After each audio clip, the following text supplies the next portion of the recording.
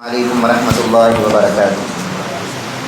الحمد للہ نحمدہ ونستعینہ ونستغفرہ ونؤمن بہ ونتوکل علیہ ونعوذ باللہ من شرور انفسنا ومن سیئات اعمالنا من یہدہ اللہ فلا مضل لہ ومن یضللہ فلا ہادی لہ ونشہد ان لا الہ الا اللہ وحدہ لا شریک لہ ونشہد ان سیدنا ونبینا ومولانا محمدا عبدہ ورسولہ ارسلہ بالحق بشیرا ونذیرا اما بعد فاعوذ باللہ من الشیطان الرجیم بسم اللہ الرحمن الرحیم قال اللہ تبارک وتعالی فی شأن حبیبہ ان اللہ وملائکتہ یصلون علی النبی یا ایہا الذین آمنوا صلوا علیہ وسلموا تسلیما اللہم صل علی سیدنا وشفیعنا وحبیبنا ونبینا ومولانا محمد وعلى آل سيدنا ومولانا محمد وبارك وسلم۔ محترم و مکرم علماء کرام، بزرگوں، اللہ تبارک و تعالیٰ کا فضل و کرم ہے کہ اس نے ہم سبوں کو پیارے آقا جناب محمد رسول اللہ صلی اللہ علیہ وسلم کی مبارک امت میں پیدا ہونے کا فخر عطا فرمایا، اور ساتھ ہی ساتھ اللہ تبارک و تعالیٰ نے ہم سب کو امام حسین علیہ السلام کا غلام اور امام حسین علیہ السلام کا چاہنے والا بنایا، اور آج اللہ تبارک و تعالیٰ نے امام حسین کانفرنس کے نام سے ہم سب کو اپنے گھر میں جمع ہونے کا موقع عطا فرمائے، الحمدللہ۔ محترم دوستو، جیسا کہ ہم جانتے ہیں کہ یہ جو ہماری کانفرنس ہے یہ امام حسین کانفرنس کے نام سے رکھی گئی ہے۔ ہر مقرر کو ایک ایک عنوان دیا گیا ہے، ہر بیان کرنے والے کو ایک ایک عنوان دیا گیا ہے، اور ہر کوئی اپنے اپنے عنوان پر ریسرچ کر اور اپنے اپنے عنوان کی تیاری کر کے آئے ہیں، اور آپ لوگوں کے سامنے تفصیل کے ساتھ بیان کیے ہیں اور بیان کریں گے انشاءاللہ۔ میرا جو عنوان ہے یہ عنوان تھوڑا سا الگ عنوان ہے۔ امام حسین علیہ السلام کا مقام، امام حسین علیہ السلام کے فضائل، امام حسین علیہ السلام کا مرتبہ، اور سرکار دو عالم صلی اللہ علیہ وسلم کے گھر والے اور سرکار کے گھر والوں کا مقام اور مرتبہ کیا کیا ہے، یہ تمام باتیں آپ سنے ہیں اور سنیں گے انشاءاللہ۔ لیکن میرا جو عنوان ہے یہ عنوان تھوڑا سا الگ ہے۔ میرا عنوان ہے امام حسین علیہ السلام کا راستہ جو ہے وہ امام حسین علیہ السلام کا راستہ کیا تھا، امام حسین علیہ السلام کا حال کیا تھا۔ جس وقت امام حسین علیہ السلام میدان کربلا کو تشریف لے گئے تھے، امام حسین علیہ السلام کی حالت اور امام حسین علیہ السلام کی کیفیت کیا تھی، یہ میں آپ کے سامنے مختصر انداز میں انشاءاللہ رکھنے کی کوشش کروں گا۔ سب سے پہلے آپ کے سامنے بات یہ رکھنا ہے کہ اللہ تبارک و تعالیٰ نے اپنے بندوں کو اپنے قریب کرنے کے لیے اللہ تبارک و تعالیٰ نے کئی راستے بنائے ہیں۔ اگر کوئی بندہ عبادتیں کرتا ہے تو عبادت کے ذریعے بھی وہ بندہ اللہ کے قریب ہوتا ہے۔ اگر کوئی بندہ روزہ رکھتا ہے تو اس روزے کے ذریعے بھی وہ بندہ اللہ کے قریب ہوتا ہے۔ اگر کوئی بندہ توبہ اور استغفار کرتا ہے تو اس توبہ اور استغفار کے ذریعے بھی وہ اللہ کے قریب ہوتا رہتا ہے۔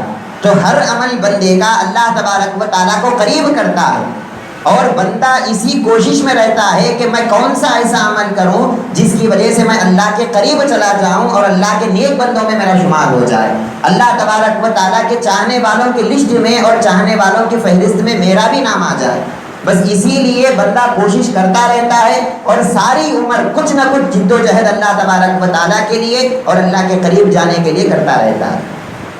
لیکن اللہ والوں نے جو طریقے بتائے ہیں اللہ کے قریب ہونے کے، وہ طریقے یہ ہیں کہ اللہ والے ارشاد فرماتے ہیں کہ اے لوگوں، اللہ تبارک و تعالیٰ کے اگر قریب جانا ہے تو 3 مرحلوں سے تم کو گزرنا پڑے گا۔ 3 مرحلے ہیں، 3 مراتب ہیں، ان 3 مرحلوں سے تم کو گزرنا پڑے گا، تب کہیں جا کر تم اللہ تبارک و تعالیٰ کے مقرب اور نیک بندے بنو گے۔ وہ 3 مرحلے کیا ہے؟ تو ارشاد فرمایا کہ پہلا مرحلہ صبر کا ہے، کہ تم کو صبر کرنا پڑے گا، اور اس صبر کے ذریعے تم اللہ تبارک و تعالیٰ کے مقرب بنو گے اور اللہ کے نیک بندے بنو گے۔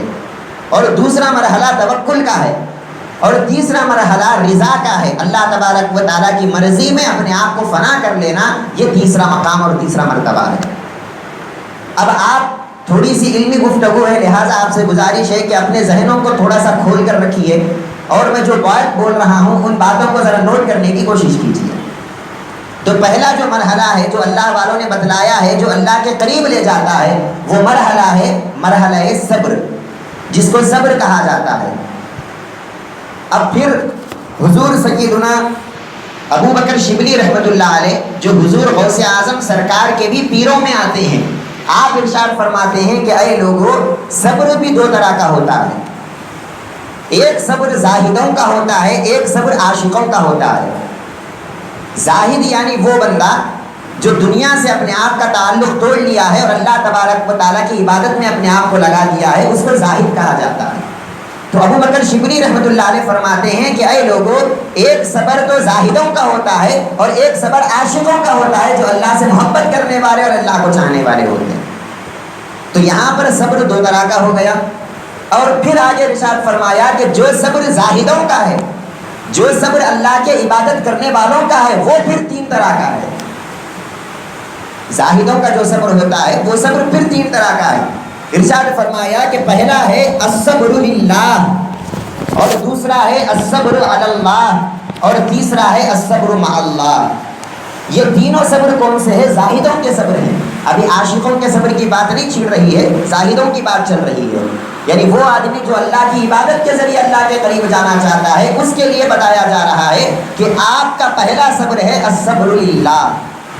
الصبر للہ کسے بولتے ہیں؟ الصبر للہ کہا جاتا ہے اللہ تبارک و تعالیٰ نے جو اوامر, یعنی جو حکم اللہ تبارک و تعالیٰ کے دیے ہیں, اور اللہ تبارک و تعالیٰ نے جو آرڈرز ہم کو دیے ہیں, ان آرڈرز کو فالو کرنا. اور اللہ تبارک و تعالیٰ نے جن کاموں سے ہم کو رکنے کا حکم دیا ہے, بچنے کا حکم دیا ہے, ان کاموں سے بچے ہوئے رہنا, اس کو کہا جاتا ہے الصبر للہ. یعنی اللہ نے آپ کو حکم دیا نماز پڑھنے کا, آپ آ کے نماز پڑھے ہیں, تو یہ ہے الصبر للہ. اللہ تبارک و تعالیٰ نے آپ کو جھوٹ بولنے سے روکا, آپ بچ گئے جھوٹ سے, تو یہ ہے الصبر للہ. یہ پہلا اسٹیپ ہے. اس پہلے اسٹیپ کے ذریعے آپ اللہ تبارک و تعالیٰ کے قریب جا رہے ہیں. اللہ تبارک و تعالیٰ نے آپ کو گالیاں دینے سے منع کیا ہے, آپ اگر اس سے رک گئے تو یہ الصبر للہ ہے. مطلب یہ ہے کہ جو شریعت کی پابندی کرتا ہے, سرکار دو عالم صلی اللہ علیہ وسلم نے جن باتوں کا حکم دیا ہے ان پر عمل کرتا ہے, اور جن باتوں سے سرکار نے منع کیا ہے ان سے رک جاتا ہے, یہ زاہدوں کا پہلا صبر ہے, جس کو الصبر للہ کہا جاتا ہے. اب یہاں پر میں اپنی تھوڑی سی بات کو روکتا ہوں, اور ذرا اپنے آپ پر ہم کو نظر کرنے کی ضرورت ہے. کیا ہم اس پہلے اسٹیپ میں پورے بنے؟ کیا آگے کے اسٹیپوں کو بعد میں بیان کریں گے, آگے کے مراتب کو بعد میں ذکر کریں گے, پہلے یہ ذکر کریں گے کیا ہم اس پہلے صبر میں تو پورے ہوئے یا نہیں ہوئے. الصبر للہ جسے کہا جاتا ہے کہ حلال جو اللہ تبارک و تعالیٰ نے بتایا ہے اس حلال کو اپنانا, اور حرام اللہ نے جس کو کہا ہے اس سے رک جانا, یہ الصبر للہ ہے. ہم کیا کرتے ہیں؟ حلال کو اپناتے ہیں, لیکن کب تک؟ اس وقت تک جب تک کہ اس حلال میں ہم کو مزہ آئے, اس حلال میں ہم کو آسانی نظر آئے. جب تک حلال میں آسانی نظر آئے ہم حلال کو لیتے ہیں. جب حلال میں تھوڑی مشکل پیدا ہو جائے, ہم حلال اور حرام کا فرق کیے بغیر جو ہے اپنانا شروع کر دیتے ہیں. اور پھر ہم بڑی بڑی باتیں کرتے ہیں کہ ہم اہل طریق ہے, بڑی بڑی باتیں کرتے ہیں کہ ہم اللہ والوں کے چاہنے والے, اللہ والوں کے فالوورس ہیں. یہ کیسا فالو کرنے والا ہے کہ اللہ والوں کے پہلے طریقے میں ہم فیل ہیں. پہلا طریقہ ہے الصبر للہ, اللہ تبارک و تعالیٰ کے حلال کیے ہوئے چیزوں پر عمل کرنا, اور اللہ نے جن چیزوں سے آپ کو روکا ہے اس سے رک جانا. اب اگر اللہ کے حلال جو کام اللہ نے کیے ہیں ان حلال کاموں پر عمل کرنے کے لیے اگر آپ کو کچھ مصیبت آئے, اگر آپ کو کچھ پریشانی آئے, اس پریشانی پر, اس مصیبت پر آپ کو صبر کرنا ہے, اسی صبر کو الصبر للہ کہا جاتا ہے. پہلا اسٹیپ ہے یہ, اسی میں ہم فیل ہیں. اب ٹھیک ہے آگے بڑھتے ہیں. اب دوسرا صبر کیا ہے؟ اللہ والے ارشاد فرماتے ہیں, ابو بکر شبلی رحمۃ اللہ علیہ جو حضور غوث اعظم کے بھی پیروں میں ہیں, آپ ارشاد فرماتے ہیں کہ دوسرا صبر ہے الصبر علی اللہ.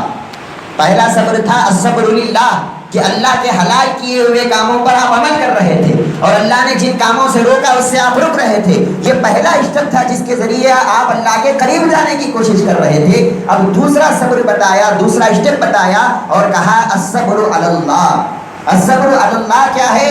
تو اللہ والے ارشاد فرماتے ہیں کہ جب بھی تم کو کوئی مصیبت آئے, جب بھی تم کو کوئی پریشانی آئے, جب بھی تم کو تجارت میں نقصان ہو جائے, جب بھی تم کو کچھ فائدہ ہو جائے, نہ فائدے پہ تمہارا دل خوش ہو, نہ نقصان میں تمہارا دل مایوس ہو.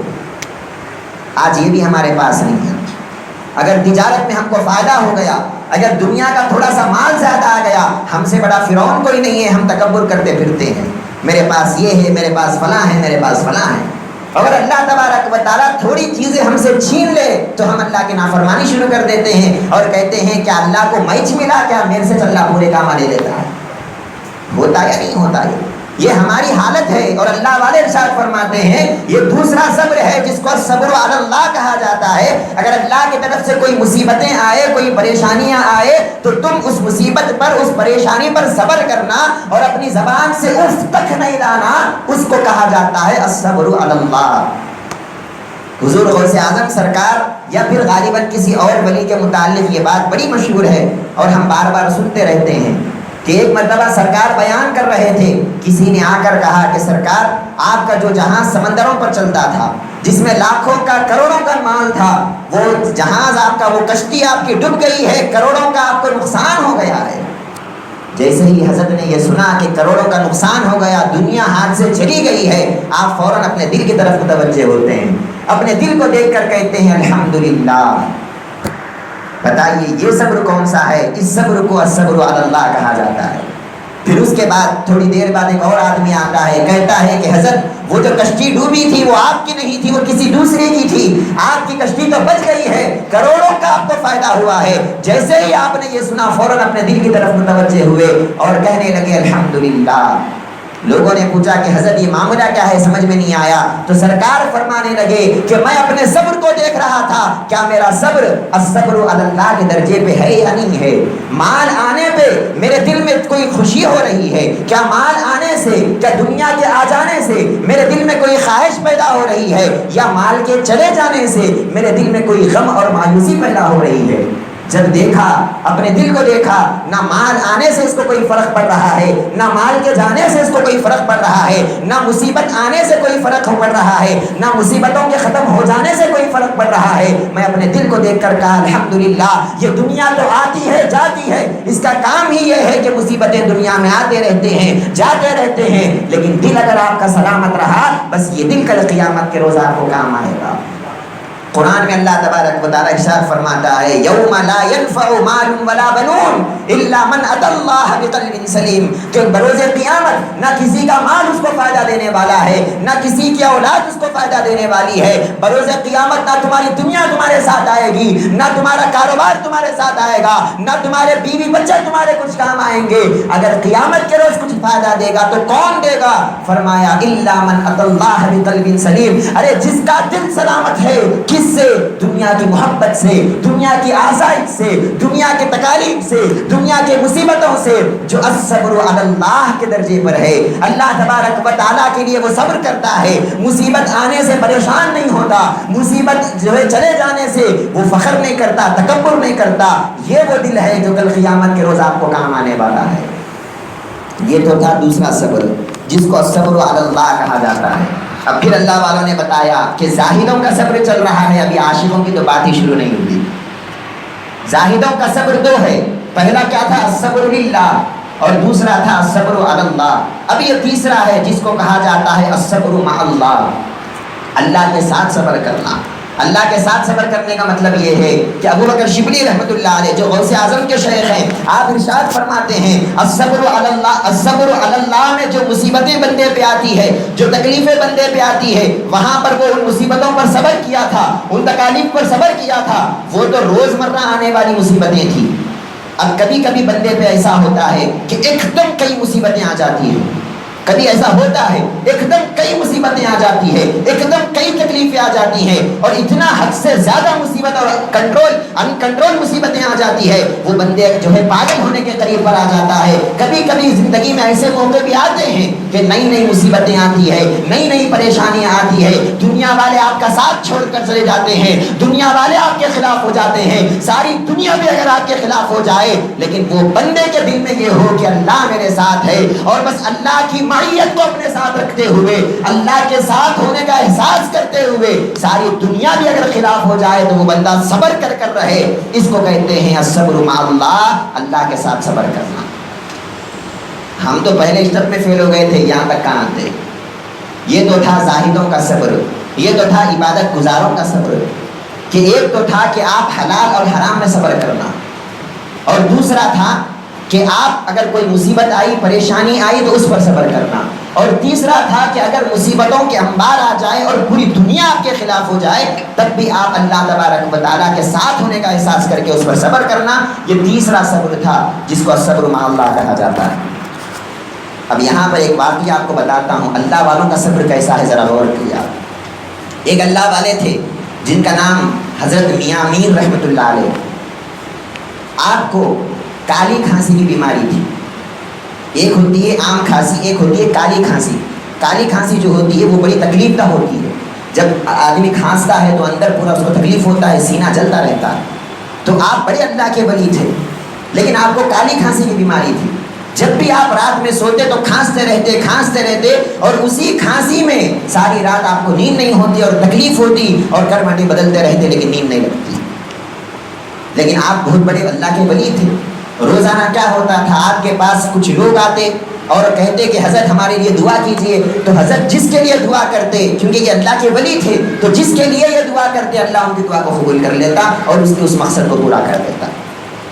تو یہ میاں میر رحمۃ اللہ علیہ کے جو والدہ تھے، جو امی جان تھے، انہوں دیکھے اپنے بچے کو کہ یہ بچہ میرا بچہ، ہر ماں کا بچہ بچہ ہی ہوتا ہے، چاہے کتنا بھی بڑا ہو جائے ماں کا بچہ تو بچہ ہی ہوتا ہے۔ اب ان کے دل میں یہ خیال آیا کہ یہ میرا بچہ رات بھر تڑپتا رہتا ہے، اس کی کھانسی کی تکلیف مجھ سے دیکھی نہیں جاتی۔ کہا اے میاں میر ذرا اپنے لیے دعا کر لو، ساری دنیا کے لیے تم دعا کر رہے ہو کہ صحت مل جائے، ساری دنیا والوں کے لیے دعا کر رہے ہو کہ اللہ تبارک و تعالیٰ ان سب کی دعاؤں کو قبول کر لے، کبھی اپنے لیے بھی دعا کر لو کہ اللہ تمہاری کھانسی کو دور کر دے۔ آپ فرماتے ہیں کہ نہیں اے میری والدہ، میں اپنے لیے کبھی دعا نہیں کروں گا۔ ایک وقت وہ بھی آیا، ماں سے دیکھا نہ گیا کہ بیٹا تڑپ رہا ہے، جب بیٹا ساری رات نہیں سویا تو ماں ساری رات کیسے سوتی؟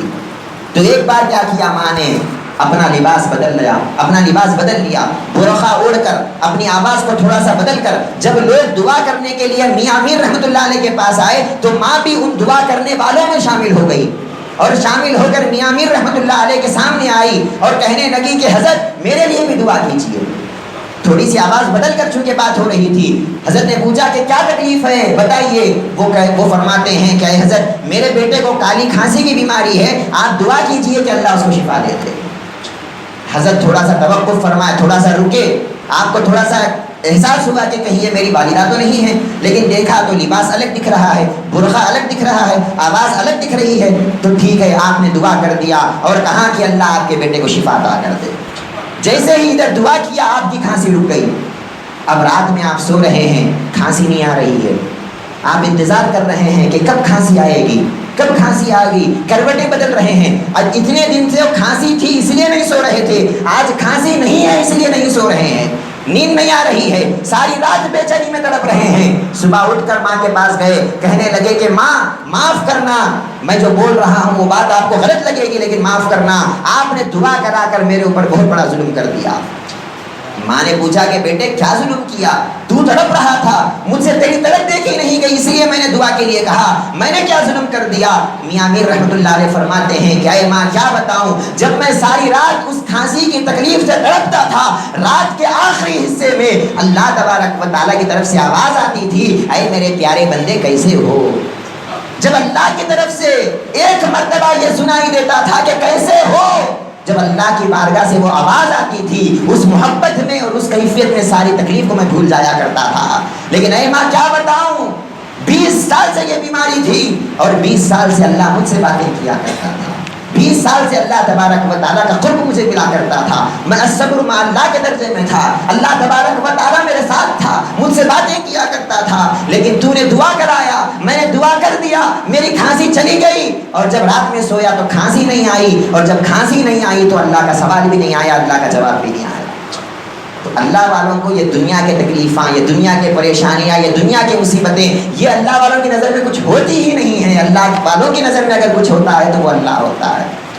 دنیا والوں کی نظر میں دنیا ہوتی ہے، پیسے والوں کی نظر میں پیسہ ہوتا ہے، اللہ والوں کی نظر میں اللہ ہوتا ہے، اسی لیے ان کو اللہ والا بولتے ہیں۔ ٹھیک ہے، تو یہ تھا دوسرا صبر جس کو کہا جاتا ہے الصبر مع اللہ، اللہ کے ساتھ ہونے کا احساس کر کے آپ نے صبر کیا۔ ایک ایسی مصیبت آئی تھی, ایک ایسی پریشانی آئی تھی کہ رات بھر آپ کو تکلیف ہوتی رہی لیکن آپ نے صبر کیا, یہ الصبر مع اللہ ہے. پھر ارشاد فرماتے ہیں یہ جو 3 صبر جو بتائے گئے ہیں, یہ 3 صبر تو زاہدوں کے صبر تھے, عبادت کرنے والوں کے صبر تھے, یہ عاشقوں کا صبر نہیں ہے, یہ اللہ سے محبت کرنے والوں کا صبر نہیں ہے. پھر اللہ سے محبت کرنے والوں کا صبر کیا ہے؟ تو پھر ارشاد فرمایا ایک عاشقوں کا صبر بھی ہوتا ہے جس کو الصبر عن اللہ کہا جاتا ہے. کہا کہ یہ کون سا صبر ہے؟ ارشاد فرمایا آپ نے کہ عاشق جو ہوتا ہے, جو محبت کرنے والا ہوتا ہے, اس کی ایک ہی خواہش ہوتی ہے کہ جس سے محبت کر رہا ہوں ایک مرتبہ اس سے مل لوں, ایک مرتبہ اس کا دیدار کر لوں, ایک مرتبہ اس کے قریب چلا جاؤں. محبت کرنے والے کو کوئی دوسری چیز کی خواہش نہیں ہوتی, ایک ہی خواہش ہوتی ہے کہ جس سے محبت ہو رہی ہے اس کے قریب ہو جاؤں اور اس کی نظروں میں کچھ کمال کر کے دکھا دوں. یہ ہوتا یا نہیں ہوتا؟ تو جو عاشق ہوتا ہے اللہ تبارک و تعالیٰ کا, جو اللہ سے محبت کرنے والا ہوتا ہے, اس کی کیا خواہش ہوتی ہے؟ اس کی خواہش بس ایک ہی ہوتی ہے کہ مجھے اللہ سے ملاقات ہو جائے, اس کی خواہش بس ایک ہی ہوتی ہے کہ مجھے اللہ کا دیدار ہو جائے, اس کی خواہش بس ایک ہی ہوتی ہے کہ مجھے اللہ کا کسی نہ کسی طریقے سے قرب مل جائے. لیکن جب دنیا میں آیا تھا اللہ تبارک و تعالیٰ سے دور ہو گیا, جب مرے گا تو اللہ تبارک و تعالیٰ جنت میں اپنا دیدار کرائے گا. کرایا نہیں کرایا؟ حدیث مبارک میں ہے رسول اللہ صلی اللہ علیہ وسلم ارشاد فرماتے ہیں جب ایمان والے بندے جنت میں جاتے ہیں اللہ تبارک و تعالیٰ ساری نعمتیں ان کو عطا کر دیتا ہے, ساری نعمتیں ان کو عطا کر دیتا ہے, اور پھر ان کو پوچھتا ہے کہ اے اللہ والوں بتاؤ کیا میں نے جو وعدہ کیا تھا وہ وعدہ پورا کیا یا نہیں کیا؟ میں نے تو نعمتوں کا وعدہ کیا تھا, کیا وہ نعمتیں دیا یا نہیں دیا؟ میں نے تو تم سے راحتوں کا وعدہ کیا تھا, حوروں کا وعدہ کیا تھا, محلوں کا وعدہ کیا تھا, کیا وہ ساری چیزیں دیا یا نہیں دیا؟ تو اللہ والے جو ہوتے ہیں, ایمان والے جو ہوتے ہیں, وہ کہتے ہیں کہ اے اللہ بے شک تو سچا ہے, تمام وعدے تو نے پورے کیے, لیکن ہم ان وعدوں کے لیے تیری عبادت نہیں کیے تھے, ہم ان حوروں کے لیے تیری عبادت نہیں کیے تھے, ہم ان محلوں کے لیے تیری عبادت نہیں کیے تھے, ہم تو عبادت اس بات سے کیے تھے کہ جنت میں جب ہم جائیں گے تو تیرا دیدار ہوگا, وہاں پر تیرا نظارہ ہوگا, ہم تجھے دیکھنے کے لیے تیری عبادت کیے تھے, اور وہ نعمت یہاں پر ہم کو میسر نہیں ہے. تو پھر اللہ تبارک و تعالیٰ کیا کرے گا؟ احادیث میں آتا ہے 70,000 پردوں کو اللہ تبارک و تعالیٰ اٹھا دے گا اور ایمان والوں کو اللہ تبارک و تعالیٰ اپنا دیدار کرائے گا. تو اللہ کا دیدار کہاں ہے؟ جنت میں ہے, مرنے کے بعد ہے. لیکن جب دنیا میں ایمان والا ہوتا ہے اب وہ صبر کر رہا ہے. کیا صبر ہے؟ کیسا بھی جلدی چلے جانا دنیا سے, کیسا بھی جلدی چلے جانا دنیا سے. کیوں؟ جب دنیا سے جائے گا تو وہاں اللہ کا دیدار ہوگا, وہاں اللہ تبارک و تعالیٰ سے ملاقات ہوگی. لیکن دنیا سے جانا کیسا؟ خودکشی تو کر نہیں سکتا, اگر خودکشی کر لیا تو حرام ہے, خودکشی تو کر نہیں سکتا, پھر کیا کرنا؟ اب وہ بندہ اسی حالت میں صبر کرتا رہتا ہے, اور وہ اس کو سب سے زیادہ تکلیف ہوتی رہتی ہے کہ کب میں مروں گا, کب میں اللہ کے پاس جاؤں گا, کب میں اللہ سے ملاقات کروں گا. اسی لیے اللہ تبارک و تعالیٰ نے قرآن میں ارشاد فرمایا قل یا ایھا الذین ھادوا ان زعمتم انکم اولیاء للہ من دون الناس فتمنوا الموت ان کنتم صادقین. ارشاد فرمایا کہ اے یہودیو, تم جو کہتے ہو کہ تم اللہ والے ہو, تم جو کہتے ہو کہ تم اللہ کے نیک بندے ہو, اللہ کے چاہنے والے ہو, تو اللہ کے چاہنے والوں کی علامت تو یہ ہوتی ہے کہ وہ موت کی خواہش کرتا ہے, وہ جینے کی خواہش نہیں کرتا. اگر تم واقعی اللہ والے ہو فتمنوا الموت, تم بھی موت کی خواہش کرو. ولا يتمنونه ابدا بما قدمت ایدیہم, لیکن تم کبھی موت کی خواہش نہیں کرو گے. تم تو یہ کہو گے کہ اللہ مجھے 100 سال زندگی دے دے تو اچھا ہے. ہمارا بھی حال پوچھے, یہودیوں کو نہیں بول رہے, اللہ ہمارے کو بھی بول رہے, ہمارا حال بھی وہی ہے. پھر ہم کہتے ہیں کہ ہم اللہ کے نیک بندے ہیں, ہم اللہ کے چاہنے والے. یہ کیسا چاہنے والا ہے کہ اپنے چاہنے والے سے ملنا نہیں چاہتا, اپنے چاہنے والے کے پاس جانا نہیں چاہتا, اپنے محبوب سے ملاقات کرنا نہیں چاہتا, دنیا میں ہمیشہ ہمیشہ رہنا چاہتا ہے. یہ کیسا چاہنے والا ہے, سمجھ میں نہیں آیا. بات سمجھ میں آئی آپ کو میں کیا بتانا چاہ رہا ہوں؟ تو وہ جو صبر ہے, جو اللہ والوں کا صبر ہے, جو عاشقوں کا صبر ہے, یہ ہے الصبر عن اللہ. وہ اللہ تبارک و تعالیٰ سے جو دوری ہے اس دوری کے پر وہ صبر کرتا رہتا ہے. میں کب مروں گا, کب میں اللہ کے پاس جاؤں گا. اسی لیے سرکار نے فرمایا الموت جسر یوصل الحبیب الی الحبیب. اے بندو تم موت کو کیا سمجھتے ہو؟ موت بولتے ڈر جاتے, ارے مر جانا کہتے, ارے کیا بول رہا, ایسا مت بولو, نہیں مرنا, 100 سال جینا, 1000 سال جینا, ارے 1000 سال جی لیے تو بھی ایک نہ ایک دن تو مرنا ہے. اور سرکار کیا فرماتے ہیں, موت کیا ہے؟ موت حقیقت میں ایک پل ہے, ایک برج ہے. یوصل الحبیب الی الحبیب, ایک چاہنے والا ادھر ہے, ایک چاہنے والا ادھر ہے, ایک چاہنے والا دنیا میں تڑپ رہا ہے, ایک چاہنے والا وہاں پر اپنے نظاروں کو لے کر بیٹھا ہے. اب یہ چاہنے والا اب کیا کرتا ہے؟ جب مرتا ہے تو اللہ کی بارگاہ میں پہنچتا ہے اور اللہ تبارک و تعالیٰ کا دیدار کرتا ہے. موت حقیقت میں یہ تھی، لیکن ہم نے موت کو کچھ اور ہی فلسفہ بنا لیا. مرنے والوں کو ہم مردہ بولتے ہیں. مرنے والا مرتا نہیں، ہم مردہ ہیں، وہ تو زندہ ہیں. وہ تو زندہ ہیں جو اللہ تبارک و تعالیٰ کے عشق میں مرے ہیں، جو اللہ تبارک و تعالیٰ کی محبت میں مرے ہیں، جو اللہ تبارک و تعالیٰ کی چاہت میں مرے ہیں. ان کی تمنا یہ ہے کہ میں کب مروں اور کب وہاں پر اللہ کا دیدار ہو. بات سمجھ میں آپ کو؟ تو یہ جو صبر تھا یہ کیا ہے؟ الصبر عن اللہ ہے.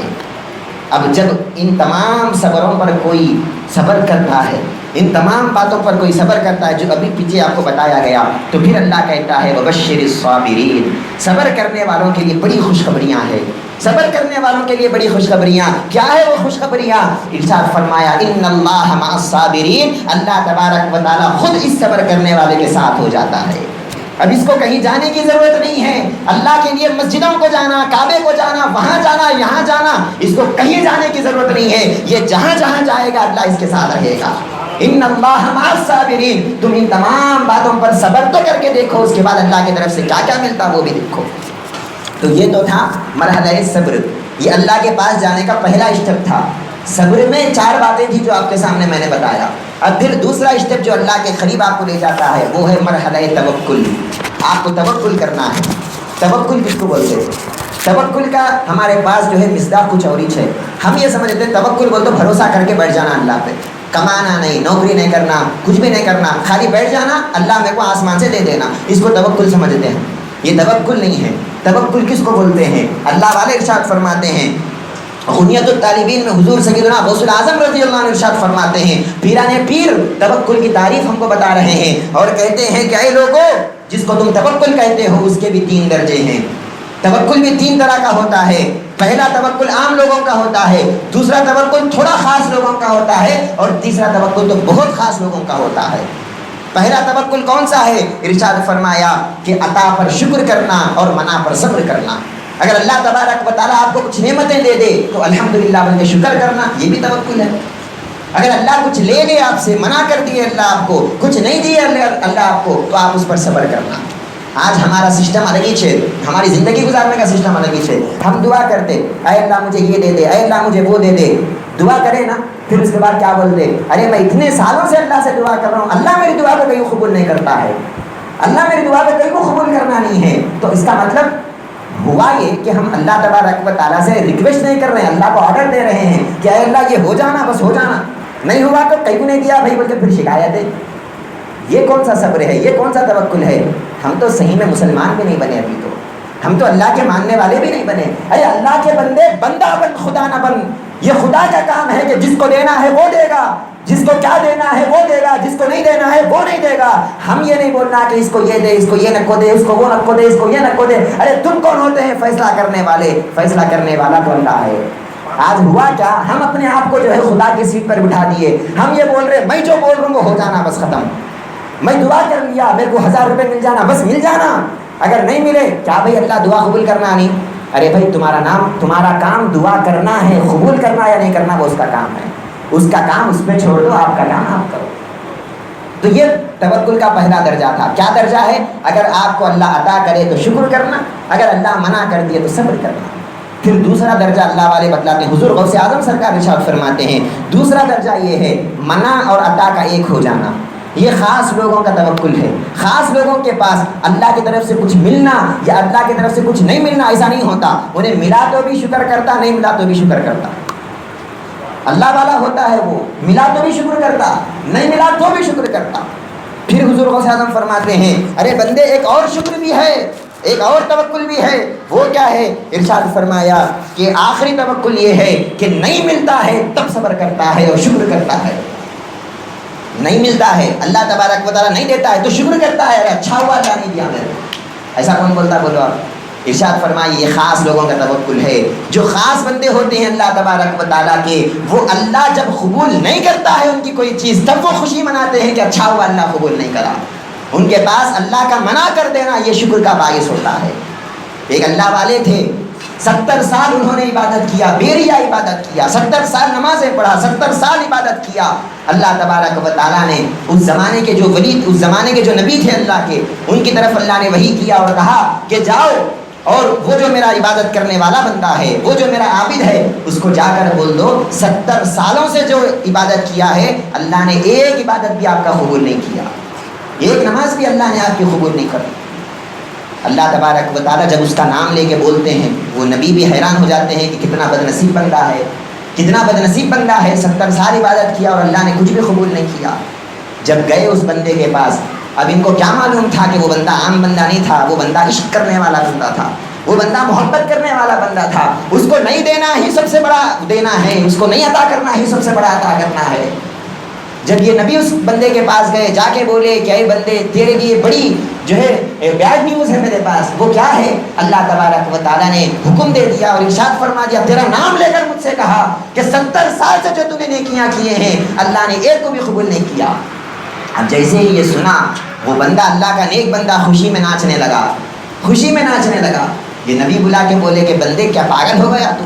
ارے تیرا کام تو رونا تھا کہ اللہ نے 70 سال کی تیری عبادت کو رد کر دیا، رونا تھا، تو کیا خوشی منا رہا ہے؟ وہ بندہ کہتا ہے کہ حضرت اللہ قبول کرنا یا نہیں کرنا بول کے میں عبادت نہیں کرا، میں جو عبادت کرا ہوں اللہ کی نظروں میں آنے کے واسطے عبادت کرا۔ ارے اس کے لاکھوں کروڑوں بندے دنیا میں ہے، لیکن ان کروڑوں بندوں میں میرا نام لے کر اللہ بول رہا ہے کہ اس کی عبادت قبول نہیں کیا، تو اللہ کی نظروں میں میرا نام آ گیا، وہی میرے لیے کافی ہے۔ اب قبول کرو یا نہ کرو وہ اس کی مرضی ہے، ہمارا کام عبادت کرنا ہے، قبول کرنا ہمارا کام نہیں ہے، قبول کرنا یا نہیں کرنا وہ اس کا کام ہے۔ تو اللہ کی سیٹ اللہ کو دے دو، بندے کی سیٹ ہم رکھ لینا، ہم اللہ بننے کی کوشش نہیں کرنا۔ یہ ہمارا آج کیا عالم ہو گیا، ہم کیا کرتے ہیں، ہم خدا کی سیٹ پر بیٹھنے کی کوشش کر رہے ہیں، بولتے نہیں لیکن اندر ہے وہ، میں نماز پڑھا اب اللہ قبول کر لینا، کہیں کو کرنا، کہیں کو کرنا۔ بھائی کون ہے تم اللہ قبول کرنے کے واسطے؟ اللہ قبول نہیں کرتا، کیا کر لیتے؟ کیا کر لیتے؟ نہیں، میں اتنے نمازہ پڑھا اللہ قبول کرنا ہی کرنا، میں اتنے روزے رکھا اللہ کرنا ہی کرنا، میں اتنا زکات دیا اللہ قبول کرنا ہی کرنا۔ اللہ کہتا ہے کہ نہیں بندے، توکل اس کو نہیں بولتے، توکل اس کو بولتے ہیں اللہ اگر قبول کرے تب بھی تجھے کوئی فرق نہیں پڑنا چاہیے، اللہ قبول نہ کرے تب بھی کوئی فرق نہیں پڑنا چاہیے۔ تیری عبادت اللہ کے قبول کرنے اور نہیں کرنے کے لیے نہیں ہونی چاہیے، تیری عبادت صرف اور صرف اللہ کے لیے ہونی چاہیے، بس اللہ تجھے اپنی نظروں میں رکھ لے، یہ تیری عبادت کا مقصد ہونا چاہیے۔ تو یہ صبر کی، یہ توکل کی تیسرا درجہ، تیسرا مقام تھا کہ اگر اس کو نہیں ملتا ہے تو چاہنے والا خوشی مناتا ہے، اچھا ہوا مجھے نہیں دیا۔ لیلا مجنوں کا واقعہ بڑا مشہور ہے، کیونکہ محبت کی جب بات آ گئی ہے تو بات آپ کے سامنے رکھ رہا ہوں۔ ایک مرتبہ کیا ہوا، لیلا بیمار ہو گئی، لیلا بیمار ہو گئی، ڈاکٹر نے حکم دیا کہ اس کو کیا کیا جائے، تازہ خون، اس کے واسطے کوئی انسان کا خون ہونا، انسان کے خون سے اس کا علاج ہوتا۔ اب اعلان کر دیا گیا کہ لیلا بیمار ہے اور انسان کے خون کی ضرورت ہے، کون ہے جو لیلا کو خون دے گا؟ جب مجنوں نے یہ سنا تو فوراً آیا اور اپنا خون نکال لیا، جسم کا اپنا خون نکالا اور لیلا کے لیے حوالے کر دیا۔ ایک دن دو دن نہیں، کئی مہینے علاج چلتا رہا اور کئی مہینے مجنوں اپنا خون دیتا رہا، اپنے جسم کو کاٹ کر خون نکال کر لیلا کے لیے وقف کرتا رہا۔ جب لیلا صحت یاب ہو گئی، اچھی ہو گئی، بادشاہ کی بیٹی تھی، اس نے کیا کیا، دعوت کا انتظام کیا، چونکہ بادشاہ کی بیٹی اچھی ہو گئی، دعوت کا انتظام کیا۔ اب 100 فقیر لین میں ٹھہرے ہوئے ہیں اور لیلا آ کر سب کو اپنے ہاتھوں سے ڈال رہی ہے۔ مجنوں بھی کیا کیا، فقیر بن کے وہ لین میں ٹھہر گیا، وہ لین میں ٹھہر گیا، لیلا سب کو دے رہی ہے۔ جب مجنوں کی باری آئی تو ایک نظر مجنوں کو دیکھا اور ایسا اس کے پیالے پہ ہاتھ مارا، مٹی کا پیالہ تھا، نیچے گر گیا اور ٹوٹ گیا۔ جیسے ہی ٹوٹ گیا مجنوں خوشی سے ناچنے لگا۔ لوگ پکڑ کے بولے ارے ہولے پاگل، تو صحیح میں مجنوں ہے، مجنوں عربی میں پاگل کو بولتے، تو صحیح میں مجنوں ہے، صحیح میں پاگل ہے۔ ارے سب کے سامنے لیلا نے تیری بے عزتی کر دی، سب کے سامنے لیلا نے تیرے پیالے کو ہاتھ مار دیا، توڑ دیا، اور تو خوشی سے ناچ رہا ہے۔ مجنوں کہتا ہے کہ ہاں یہی تو میری خوشی کی وجہ ہے، وجہ یہ ہے اگر لیلا سب کو دے رہی ہے مجھے بھی دے دیتی تو سب میں اور مجھ میں کوئی فرق نہیں ہوتا، سب کو دے رہی ہے مجھے بھی دے دی کوئی فرق نہیں ہوتا۔ ارے سب کو دے رہی ہے مجھے نہیں دی، اس کا مطلب یہ ہے کہ لیلا کی نظر میں میرا کچھ اور مقام ہے، لیلا کی نظر میں میرا کچھ اور مقام ہے۔ ارے اتنے مہینے جو خون وقف کیا ہے اس خون کا بدلہ کیا ہونا تجھے؟ کچھ نہیں ہونا۔ لیلا جو ہاتھ مار کے پیالہ توڑ رہی ہے بس یہی میرے خون کا بدلہ ہے۔ یہ محبت کرنے والوں کا مقام ہوتا ہے، یہ ہمارے سمجھ میں آنے والی بات نہیں ہوتی۔ ہم نہ تو چھوٹے چھوٹے باتوں پہ ہم نہ پریشان ہو جاتے، ڈر جاتے۔ اب جب کوئی توکل کرتا ہے تو پھر اللہ تبارک و تعالیٰ اس کا بدلہ کیا بتا رہا ہے، ان اللہ یحب المتوکلین۔ جو بندہ توکل کرتا ہے اللہ پر، صبر کرتا ہے، پہلا درجہ کیا تھا صبر کا، اگر اللہ کچھ دیا تو صبر کرنا، شکر کرنا، کچھ دیا تو شکر کرنا، نہیں دیا تو صبر کرنا۔ دوسرا درجہ کیا تھا؟ دینا نہیں دینا تو بھی برابر ہے، دیے تو بھی شکر کرتا ہے، نہیں دیے تو بھی شکر کرتا ہے۔ اور تیسرا درجہ یہ تھا کہ اگر نہیں ملتا ہے تب کہیں جا کر شکر کرتا ہے کہ اچھا ہوا اللہ نے مجھے نہیں دیا۔ جب یہ تینوں درجے پر وہ ولی فائز ہو جاتا ہے، وہ اللہ کا نیک بندہ چلا جاتا ہے، اللہ ارشاد فرماتا ہے ان اللہ یحب المتوکلین، ایسا توکل کرنے والوں سے اللہ خود محبت کرتا ہے۔ اب تک حال یہ تھا کہ یہ بندہ اللہ کو چاہ رہا تھا، اب حال یہ ہے کہ اللہ خود اس بندے کو چاہ رہا ہے، اللہ خود اس بندے سے محبت کر رہا ہے۔ بات سمجھ میں آئی میں آپ کو کیا بتانا چاہ رہا ہوں؟ تو یہ اللہ والوں کی کیفیت ہوتی ہے، یہ اللہ والوں کا طریقہ ہوتا ہے کہ اللہ والے کیا کرتے ہیں؟ اللہ تبارک و تعالیٰ کے قریب جانے کے لیے یہ تمام کام کرتے ہیں۔ اور بایزید بستامی رحمۃ اللہ علیہ جو بہت بڑے اللہ کے ولی ہے، آپ ارشاد فرماتے ہیں کہ مجھے ایک مرتبہ بلخ کا ایک نوجوان ملا۔ بلخ ایک جگہ کا نام ہے، ایک شہر کا نام ہے۔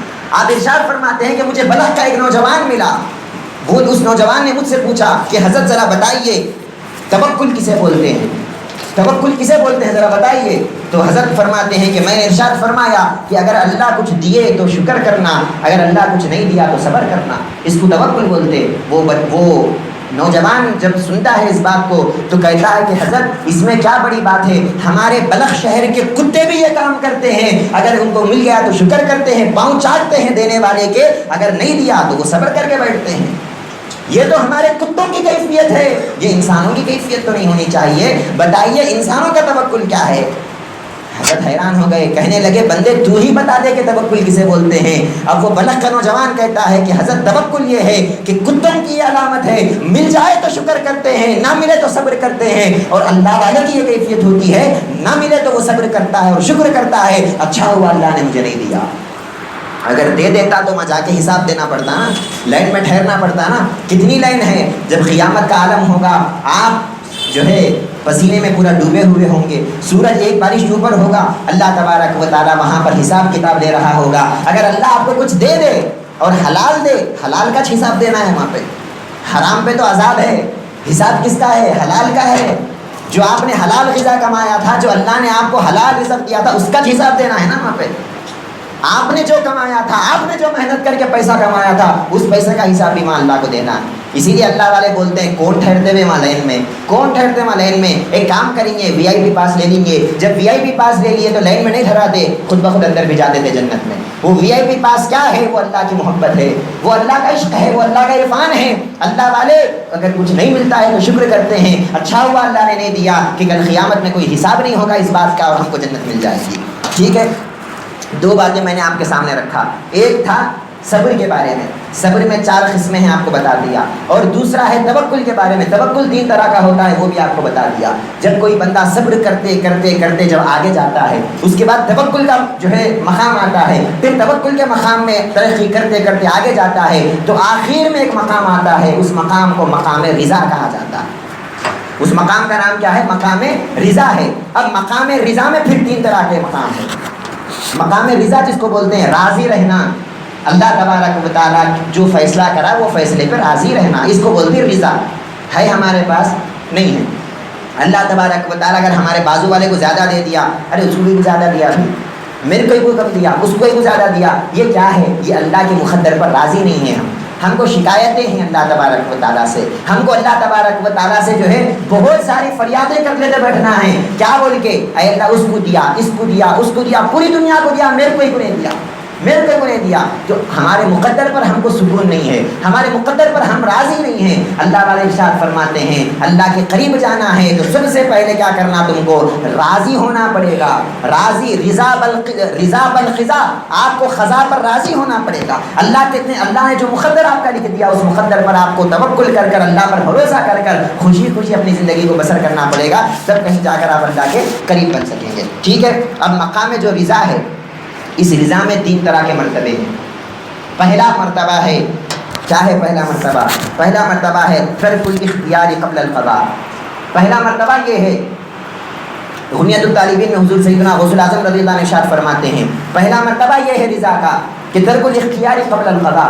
آپ کو معلوم ہے کہ فلاں مصیبت مجھے آنے والی ہے، آپ کو معلوم ہے کہ فلاں جو ہے کیفیت مجھے آنے والی ہے، فلاں پریشانی آنے والی ہے، اور اس کو دور کرنے کی طاقت بھی ہے آپ کے پاس، اسباباً بول رہا ہوں، یا پھر آپ اتنے بڑے ولی ہیں کہ کرامت سے اس کیفیت کو دور کر سکتے ہیں، اس مصیبت کو دور کر سکتے ہیں، تو آپ کو معلوم ہے کہ مصیبت آ رہی ہے اور مصیبت کو دور کرنے کی طاقت بھی ہے، اختیار بھی ہے، لیکن آپ یہ بولنا کہ اگر اللہ مصیبت دینا چاہتا ہے تو میں اس میں راضی ہوں، میں اس مصیبت کو دور نہیں کروں گا، تو اس کو کیا کہتے ہیں؟ ترک الاختیاری قبل القضاء۔ مقدر نے جو فیصلہ کر دیا ہے، جو مصیبت آپ کے اوپر لکھ دیا ہے، اس مصیبت کو آنے سے پہلے اس کو دور کرنے کی طاقت تھی آپ کے پاس، لیکن پھر بھی آپ نے اس کو منع کر دیا اور کہا کہ میں اس مصیبت کو دور نہیں کروں گا، میں اس مصیبت کو گلے لگاؤں گا۔ یہ کیا ہوتا ہے؟ اس کو مقام رضا کہا جاتا ہے۔ یہ تھا پہلا کہ کیا تھا پہلا کہ جب مقدر میں کوئی تکلیف آ رہی ہے اور آپ کو معلوم ہے تکلیف آنے والی ہے، اس کو دور کرنے کا اختیار بھی تھا آپ کے پاس، لیکن پھر بھی آپ نے دور نہیں کیا، اس کو گلے لگا دیا، کیونکہ اللہ اس میں راضی ہے تو آپ کیسا اس کو دور کرتے؟ اللہ نے وہ مصیبت دیا ہے تو آپ کیسا اس کو دور کرتے؟ یہ ہے مقام رضا کا پہلا اسٹیپ۔ پھر دوسرا اسٹیپ کیا ہے؟ حضور سیدنا غوث الاعظم سرکار فرماتے ہیں سرور القلب بمر القضاء، کہ جب مقدر میں جو تکلیفیں ہیں، جب وہ تکلیفیں آپ کے دل پر گزر رہی ہے، جب وہ تکلیفیں آ گئی آپ کی زندگی میں، پہلا اسٹیپ کیا تھا؟ تکلیف آنے سے پہلے کا تھا کہ تکلیف آنے سے پہلے اس کو دور کرنے کی طاقت تھی، لیکن آپ نے اس کو دور نہیں کیا، گلے لگا لیا، یہ پہلا اسٹیپ تھا۔ دوسرا اسٹیپ کیا ہے؟ جب تکلیفیں آ گئی آپ کی زندگی میں اور تکلیف کا زمانہ گزر رہا ہے، اس زمانے کے گزرنے کے وقت آپ کا دل بڑا خوش ہو، آپ کا دل بڑا اطمینان میں ہو، اور آپ یہ کہیں کہ اللہ کے مقدر میں مجھے یہ لکھ دیا ہے اللہ نے کہ آج مجھے یہ تکلیف آئے، آج مجھے یہ مصیبت آئے، اس کو دور کرنے کی طاقت بھی تھی، لیکن آپ نے خوشی خوشی اپنے دل سے راضی رہتے ہوئے اس پریشانی کو، اس مصیبت کو آپ نے گلے لگا دیا۔ حضرت ایوب علیہ السلام کا واقعہ آپ کے سامنے یہاں پر رکھنا ضروری ہے۔ ایوب علیہ السلام کو اللہ تبارک و تعالیٰ نے بیماری دیا تھا، ایک ایسی بیماری، واقعہ آپ کو معلوم ہے، واقعہ نہیں بتانا ہے، مقام رضا بتانا ہے۔ انبیاء کا مقام رضا تو دیکھو کس مقام پہ تھے وہ، آج ہم اپنے جیسا انسان بولتے ہیں، نبیوں کو ذرا شرم آنا ہم کو۔ حضرت ایوب علیہ السلام، اللہ تبارک و تعالیٰ نے ان کو ایک بیماری دیا، سارے جسم پر ان کے کیڑے آ گئے اور اتنی تکلیف ہو رہی ہے اور اتنی جو ہے ان کے جسم سے بو آ رہی ہے، لوگ اٹھا کر کچرا کنڈی میں ڈال دیے، واقعہ معلوم ہے، کچرا کنڈی میں ڈال دیے۔ لوگوں نے کہا کہ اے ایوب، آپ اللہ کے نبی ہیں، آپ اللہ کے پیغمبر ہیں، ذرا دعا کر لو اپنے واسطے کہ اللہ تبارک و تعالیٰ اس مصیبت کو دور کر دے۔ ارے نبیوں کی دعا نہیں سنا تو کس کی سنتا جی؟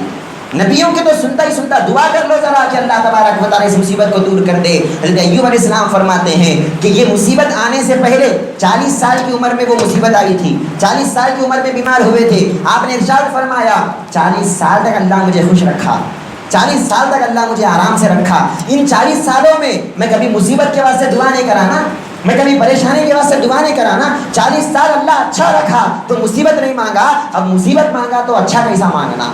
جب مصیبت میں رکھا ہے تو صبر جو ہے اللہ تبارک و تعالیٰ سے صحت کیسا مانگنا؟ کم سے کم 40 سال تو گزر جانے دو مصیبت میں، تو ایکول ہو جائے کہ 40 سال جو ہے اچھے تھے اور 40 سال بیمار تھے، جب دو بھی ایکول ہو جائیں گے تب اپنا ہاتھ اٹھاؤں گا، کہوں گا کہ اللہ اس بیماری کو دور کر دے۔ روایتوں میں آتا ہے 40 سال گزر گئے، 40 سال گزر گئے، اور حضرت ایوب کا یہ کیفیت تھی، حضرت ایوب علیہ السلام کی، کوئی کیڑا ان کے جسم سے نیچے گر جاتا، آپ اس کیڑے کو اٹھاتے اور کہتے کہ اے کیڑے، اللہ تبارک و تعالیٰ نے تیرا رزق میرے جسم میں رکھا ہے، لہٰذا تو گرنا نہیں بلکہ میرے جسم کو کھانا۔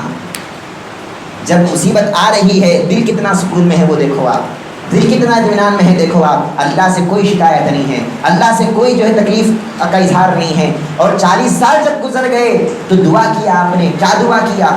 اے اللہ یہ تکلیف آ گئی اس کو دور کر دے، یہ مصیبت آ گئی اس کو دور کر دے، کچھ نہیں، آپ نے ارشاد فرمایا رب انی مسنی الضر وانت ارحم الراحمین، اے اللہ مجھے تھوڑی تکلیف آ گئی، دعا کے الفاظ دیکھو آپ، اے میرے پیارے رب مجھے تھوڑی سی تکلیف پہنچی ہے، تو بڑا رحم کرنے والا ہے، بس اتنا ہی، بس اتنا ہی، یہ نہیں بولے کہ اس تکلیف کو دور کر دے، اس مصیبت کو دور کر دے، مجھے عافیت دے دے، کچھ نہیں، اے اللہ تھوڑی تکلیف آ گئی بس تو رحم کرنے والا ہے۔ جیسا ہی یہ کہنا تھا اللہ تبارک و تعالیٰ کی طرف سے آواز آئی، کہنے لگے کہ اے ایوب ہم تو تم کو آزمانا چاہتے تھے، اور جب آزمائے تو بے شک تم اپنی آزمائش میں مکمل بن کر اترے ہیں، 40 سال مصیبت ہم نے تم کو دیا اور 40 سال تم خوشی خوشی اس مصیبت کو گلے لگائے ہیں، تو لہٰذا اب ہم کیا کرتے ہیں، تم کو اس بیماری سے شفا دیتے ہیں، اور بیماری سے پہلے جتنے اولاد تم کو تھے، جتنی دولت تم کو تھی، جتنا کاروبار تمہارا تھا، اب بیماری کے بعد اس کا ڈبل تم کو دیتے ہیں، تاکہ دنیا والوں کو معلوم ہو جائے کہ اللہ جب مصیبت دیتا ہے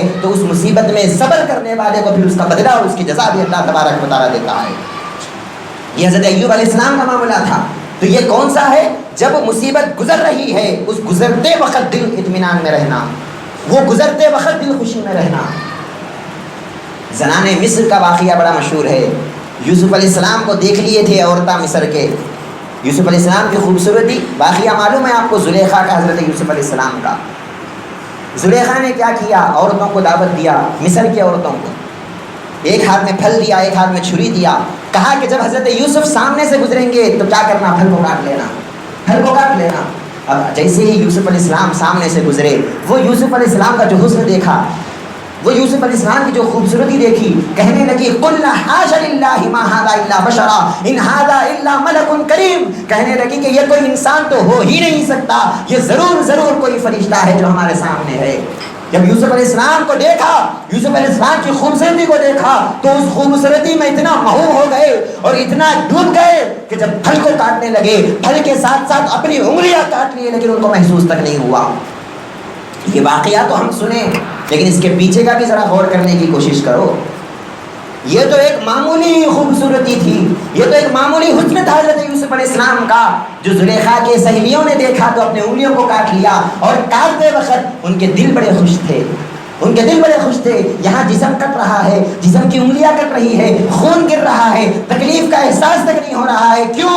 کیونکہ ایک ایسا نظارہ ہو رہا ہے، اس نظارے کے سامنے یہ تکلیف کیا، اگر گردنیں بھی کٹ جائے تو اس تکلیف کے سامنے کچھ نہیں ہے، اس خوبصورتی کے سامنے کچھ نہیں ہے۔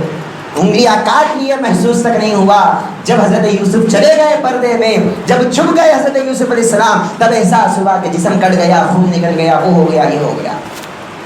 تو یہ تو معمولی خوبصورتی ہے، معمولی حسن ہے۔ اور اللہ والے جو ہوتے ہیں وہ کیا کرتے ہیں؟ میں ابھی آپ کو بولا، اللہ کو ملنے کے لیے ہر وقت تڑپتے رہتے ہیں، اللہ سے ملاقات کے لیے ہر وقت آرزو کرتے رہتے ہیں۔ اور جب اللہ والا شہید ہوتا ہے، جب اللہ والے کی گردن پر چھری چلتی ہے، جب اللہ والے کا خون زمین پر گرتا ہے، حدیث میں آتا ہے یہاں پر شہید کا خون گرتا ہے، وہاں پر اللہ اس کو اپنا دیدار کراتا ہے۔ یوسف علیہ السلام کے زلیخا کے چند سہیلیاں یوسف علیہ السلام کی خوبصورتی کو دیکھ کر اپنی انگلیاں کاٹ لیے، تو کیا تعجب ہے جب اللہ والے اس حسن کو دیکھتے ہیں، مولا کے تجلیات کو دیکھتے ہیں، جب مولا براہ راست ان کے سامنے ہے۔ اب مولا کے لیے گردن کاٹ دو، مولا کے لیے جسم کو چھلنی چھلنی کر دو، جسم پر گھوڑوں کو رون دو، اس کو کوئی فرق پڑنے والا نہیں ہے۔ انہیں تو بڑی خوشی سے اپنی گردنوں کو دیتا اور کہتا کہ میں تو گردن کٹانے کے لیے تیار ہوں۔ ایسے حسن کے لیے ایک بار نہیں 70 بار بھی اگر اللہ پیدا کرے تو 70 بار میں شہید ہونے کے لیے تیار ہوں۔ حدیث میں آتا ہے شہید جب قیامت میں اٹھے گا تو شہید کا جو بدلہ اللہ دے گا نا، اس بدلے کو دیکھ کر شہید بولتا کرتے، حدیث میں ہے سرکار فرماتے ہیں وہ شہید بولتا کرتے، اے اللہ تو اگر مجھے 70 بار دنیا میں بھیجے گا، اس بدلے کے لیے میں 70 بار پھر شہید ہو کر تیرے پاس آؤں گا۔ کیا بدلہ ہے وہ؟ جنت کی کوئی نعمت نہیں ہے، جنت کی حورا نہیں ہے، وہ بدلہ اللہ تبارک و تعالیٰ کا دیدار ہے۔ اور چاہنے والے کو ہونا بھی وہی، چاہنے والے کو یہ چیزاں نہیں ہونا، یہ چیزاں تو آتے رہتے جاتے رہتے، چاہنے والے کو دنیا نہیں ہونا، دنیا کے آرام نہیں ہونا، دنیا کے آسائش نہیں ہونا۔ چاہنے والا تو ایک قید خانے میں اپنے آپ کو فیل کرتا ہے، میں کب آزاد ہونا، میں کب آزاد ہونا۔ جیسے ہی روح آزاد ہوئی جسم سے، وہاں پر اللہ کا دیدار ہوگا۔ اسی لیے سرکار نے ارشاد فرمایا الدنیا سجن المؤمن، دنیا مومن کے لیے قید خانہ ہے۔ سرکار کی حدیث ہے نا، دنیا مومن کے لیے قید خانہ ہے۔ ہم کیا سمجھے ہر عام مسلمان کی بات ہو رہی ہے؟ نہیں، عام مسلمان کی بات نہیں ہو رہی ہے، یہاں پر اس مقام والے کی بات ہو رہی ہے کہ وہ قید میں ہے، وہ چاہ رہا ہے کہ کب اللہ مجھے آزاد کرے اور کب میں اس قید خانے سے آزاد ہو جاؤں۔ اور جیسے ہی یہاں پر شہید ہوتا ہے، اس قید خانے سے اس کی روح آزاد ہوتی ہے، آزاد ہوتے ہی وہاں پر اللہ تبارک و تعالیٰ کا دیدار کرتا ہے۔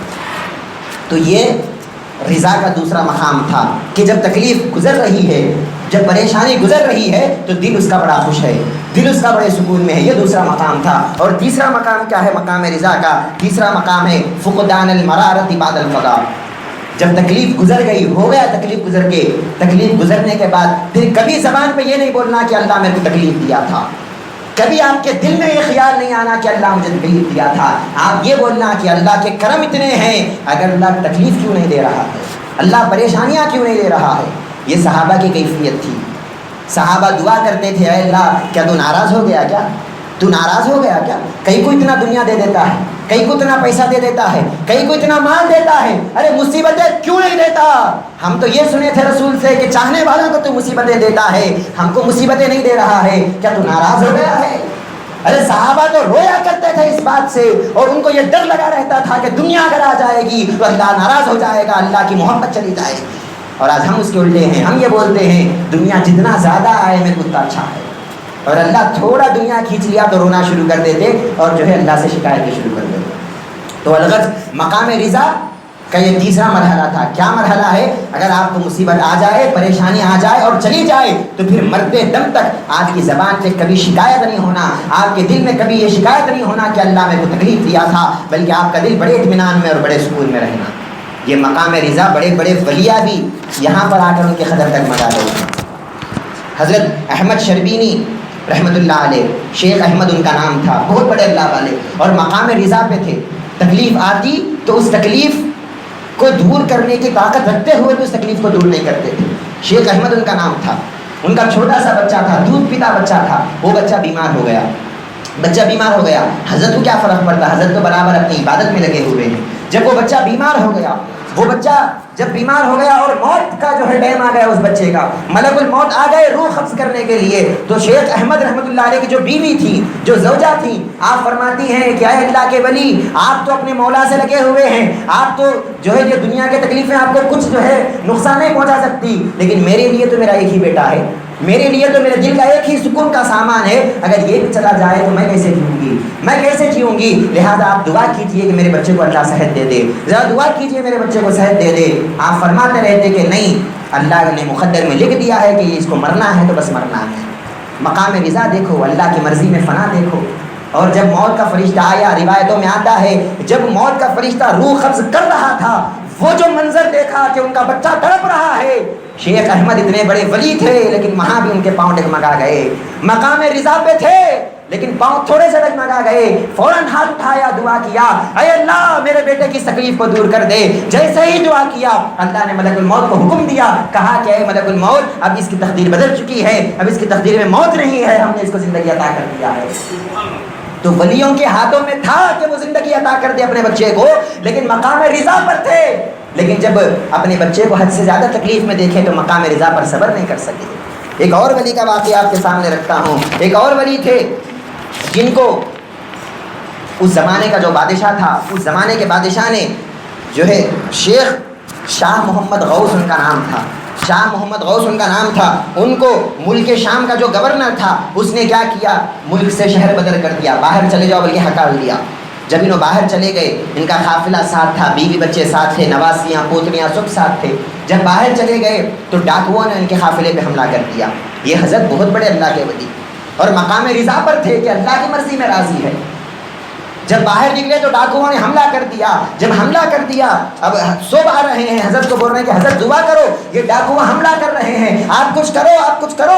حضرت کہتے ہیں کہ نہیں، اللہ کی مرضی میں خوش ہونا ہے، اللہ کی مرضی پہ راضی ہونا ہے، اس کو کیا کہتے ہیں، رضا کہتے ہیں۔ آپ راضی رہو، راضی رہو، خود بھی رضا پر ہے، دوسروں کو بھی راضی رہنے کی تلقین کر رہے ہیں۔ اچانک کیا ہوا، کتاب میں یہ واقعہ لکھا ہوا ہے کہ جامع کرامات اولیاء میں یہ واقعہ لکھا ہوا ہے کہ حضرت کی ایک چھوٹی نواسی تھی، 7 سال کی چھوٹی بچی تھی، اس کے کان میں سونے کے بالیاں تھے، بالی وہ تو سمجھتے ہیں، سونے کے وہ تھے، اس کے کان میں بالیاں تھے۔ ایک ڈاکو آیا اور اتنی زور سے اس کی بالی کھینچا کہ بالی کھینچتے ہی کان کٹ گیا اور خون نکلنے لگا۔ جیسے ہی اپنی 7 سال کی چھوٹی نواسی کو تڑپتے ہوئے دیکھے، وہ مقام رضا پر جو تھے، پاؤں تھوڑے سے اکھڑ گئے، وہاں سے تھوڑا سا دل جو ہے گھبرا گیا اور فوراً آپ نے اپنی چھڑی کو ہوا میں اڑایا۔ جیسے اپنی چھڑی ہوا میں اٹھایا، ایک غیب سے تلواریں آئیں اور سب ڈاکوؤں کے سر کٹ گئے اور سب مر کے گر گئے۔ حضرت چاہتے تو پہلے بھی کر سکتے تھے، لیکن اللہ کی مرضی میں خوش ہونا چاہتے تھے، لیکن جب نواسی کو تڑپتا ہوا دیکھا، وہ مقام رضا تھوڑا سا کم ہو گیا، وہ مقام رضا تھوڑا سا کم ہو گیا۔ تو بڑے بڑے اولیاء بھی اس مقام رضا پر صبر نہیں کر سکے، بڑے بڑے اولیاء بھی اس مقام رضا پر اپنے قدم کو نہیں جما سکے۔ لیکن آپ یاد رکھو، یہ تو اولیاء کی بات تھی، سرکار دو عالم صلی اللہ علیہ وسلم کے نواسی کی یہ بات نہیں ہے۔ سرکار دو عالم صلی اللہ علیہ وسلم کا نواسا دیکھو، آپ کو شروع سے بتا رہا ہوں کہ الصبر للہ کیا ہے، الصبر علی اللہ کیا ہے، الصبر مع اللہ کیا ہے، الصبر عن اللہ کیا ہے. یہ تمام باتیں جب ہم نے سن لیا اور یہ تمام باتوں کو اپنے ذہن میں رکھ لیا اور اللہ والے کے مقام اور مرتبے کو سمجھ لیا، اب ذرا بتائیے امام حسین علیہ السلام کی کیفیت کیا ہوگی کربلا میں. امام حسین علیہ السلام اللہ تبارک و تعالیٰ سے ایسا عشق کرنے والے، ایسی محبت کرنے والے، ان کی تو خواہش ہی یہ تھی کہ میں کب کربلا کو جاؤں اور کب میری شہادت ہو جائے اور کب میں وہاں پر اللہ کا دیدار کروں. ایک عام ایمان والے کی یہ کیفیت ہوتی ہے تو پھر نواز رسول کا ایمان کیسا ہوگا. یہ امام حسین علیہ السلام کو بعض لوگ بولتے ہیں کہ معلوم نہیں تھا کہ کربلا میں شہادت ہونے والی ہے. یہ بالکل جھوٹی بات ہے. احادیث میں لکھا ہوا ہے، سرکار دو عالم صلی اللہ علیہ وسلم، امام حسین ابھی چھوٹے سے لڑکے تھے، گود کے بچے تھے، سرکار دو عالم صلی اللہ علیہ وسلم اسی وقت فرما گئے کہ یہ میرا نواسا میدان کربلا میں لوگ اس کو شہید کر دیں گے. امام حسین کو معلوم تھا کہ شہید ہونے والے ہیں. اور ایک بات آپ کو بتاتا ہوں، یہ جو ولی کا قصہ بھی میں نے آپ کو بتایا، چھڑی اٹھایا تو گردنیں ڈاکوؤں کے کٹ گئے. ایک معمولی ولی کی یہ کیفیت ہے، جب چھڑی اٹھاتا ہے تو گردنیں کٹ جاتی ہے. کیا امام حسین کو اتنے بھی طاقت نہیں ہوگی؟ ارے امام حسین کے ماننے والے، امام حسین کے نوکر اور جتنے بھی اللہ والے ہیں وہ سارے کے سارے امام حسین کے نوکر ہیں، سارے کے سارے امام حسین کے غلام ہیں. ارے غلاموں کی یہ کیفیت ہے، جب چھڑی اٹھاتے ہیں تو ڈاکوؤں کی گردنیں کٹ جاتی ہے. جب غلاموں کی یہ کیفیت ہے کہ غوث اعظم قم بیدنی کہتے ہیں تو مردے زندہ ہو جاتے ہیں. ارے غلاموں کی یہ کیفیت ہے تو آقا کی کیفیت کیا ہوگی؟ کیا کیفیت ہوگی امام حسین کی؟ کیا امام حسین کے پاس اختیار نہیں تھا؟ کیا امام حسین مجبور تھے؟ نہیں، نعوذ باللہ، امام حسین مجبور نہیں تھے. آپ کے پاس اختیار تھا کہ مصیبت آنے سے پہلے بھی اس کو دور کر سکتے تھے، مصیبت کے گزرتے وقت بھی اس کو دور کر سکتے تھے، لیکن آپ تو مقام رضا پر تھے، مقام رضا پر تھے. ہمارے دادا پیر، پردادا پیر غوثی شاہ علی رحمۃ اللہ علیہ ارشاد فرماتے ہیں، کرشمہ کرتا اگر تو جہاں مٹا دیتا. اگر آپ کرشمہ کر دیتے، کرامت کر دیتے، ساری دنیا کو مٹا سکتے تھے. وہ طاقت اللہ نے آپ کو دیا. فقط دکھانی تھی راہ رضا سلام علیہ. آپ کو رضا کا مقام دکھانا تھا. اللہ کو بتانا تھا کہ اے اللہ، اگر تو ساری مصیبتیں بھی کسی بندے کو دے دے، ہاں بڑے بڑے اولیاء وہاں پر صبر نہیں کر سکتے، صحیح بات ہے، لیکن میں تیرے رسول کا نواسا ہوں، میں صبر کر کے بتاؤں گا. میں تیرے رسول کا نواسا ہوں. ارے شیخ احمد کا واقعہ ہم نے سنا، ان کے بیٹے کی جب روح قبض ہو رہی تھی آپ کو صبر نہیں ہوا. شاہ غوث کا واقعہ ہم نے سنا، ان کے نواسی کے کان سے خون نکلا تو ان کو صبر نہیں ہوا. اور یہاں امام حسین کا ماجرا کیا ہے؟ علی اصغر چھوٹے سے دودھ کے بچے ہیں، دشمن تیر مار رہے ہیں، آپ کے گلے سے تیر چلا جا رہا ہے. امام حسین بلا کا صبر ہے، اف تک نہ منہ پلاتے ہیں. آپ نے اف تک نہیں کیا، آپ نے ہنستے ہنستے سارے کنبے اور قبیلے کو لٹا دیا. یہ کیا کیفیت تھی امام حسین کی؟ آج امام حسین کو معمولی انسان نہیں سمجھنا. عام ولیوں کی یہ کیفیت ہے جو میں نے ابھی آپ کے سامنے رکھا. امام حسین کی کیفیت کیا ہوگی؟ امام حسین کا مقام کیا ہوگا؟ امام حسین کا مرتبہ کیا ہوگا؟ امام حسین علیہ السلام کی کرامت کتابوں میں آئی ہے، آپ کو بتا رہا ہوں. ویسے تو ہزاروں کرامتیں امام حسین علیہ السلام کی آئی ہے، لیکن ایک کرامت جو امام حسین کی آئی ہے آپ کو بتا رہا ہوں کہ ایک مرتبہ امام حسین علیہ السلام کسی سفر پر تشریف لے گئے. جب گئے تو دیکھا کہ ایک جھاڑ تھا، سوکھا جھاڑ تھا. امام حسین علیہ السلام نے اس جھاڑ کے نیچے وضو فرمایا. جیسے ہی اس جھاڑ کے نیچے آپ نے وضو فرمایا اور آپ کے جسم سے لگتا ہوا پانی جیسے اس جھاڑ کے اندر گیا، اس جھاڑ کی جڑوں میں پہنچا، روایتوں میں آتا ہے کہ فوراً 2-3 منٹ کے اندر وہ جھاڑ ہرا بھرا ہو گیا اور اس میں کھجوریں لٹکنے لگی. راوی جو یہ روایت بیان کر رہے ہیں آپ ارشاد فرماتے ہیں، حالانکہ وہ کھجوروں کا موسم نہیں تھا. کھجوروں کا موسم ہوتا تو کھجوریں آتی. ارے آم کے سیزن میں آم آتا، یہ ٹائم پہ آم کہاں سے لاتے؟ آپ نہیں لا سکتے. تو اسی طرح وہ کھجوروں کا موسم نہیں تھا. لیکن امام حسین کی یہ کیفیت، امام حسین کا یہ اختیار، اللہ تبارک و تعالیٰ کے پیارے نبی کے نواسے ہیں. کیسے ہوں گے؟ مقام اور مرتبہ کتنا بڑا ہوگا. جیسے ہی وضو فرماتے ہیں، ارے وضو کے پانی سے درخت ہرا بھرا ہو رہا ہے، کھجوریں آ رہی ہے. تو کیا کربلا میں اپنے نواسوں کو، اپنے بیٹوں کو، اپنے کنبے قبیلے کو کیا آپ پانی نہیں پہنچا سکتے تھے؟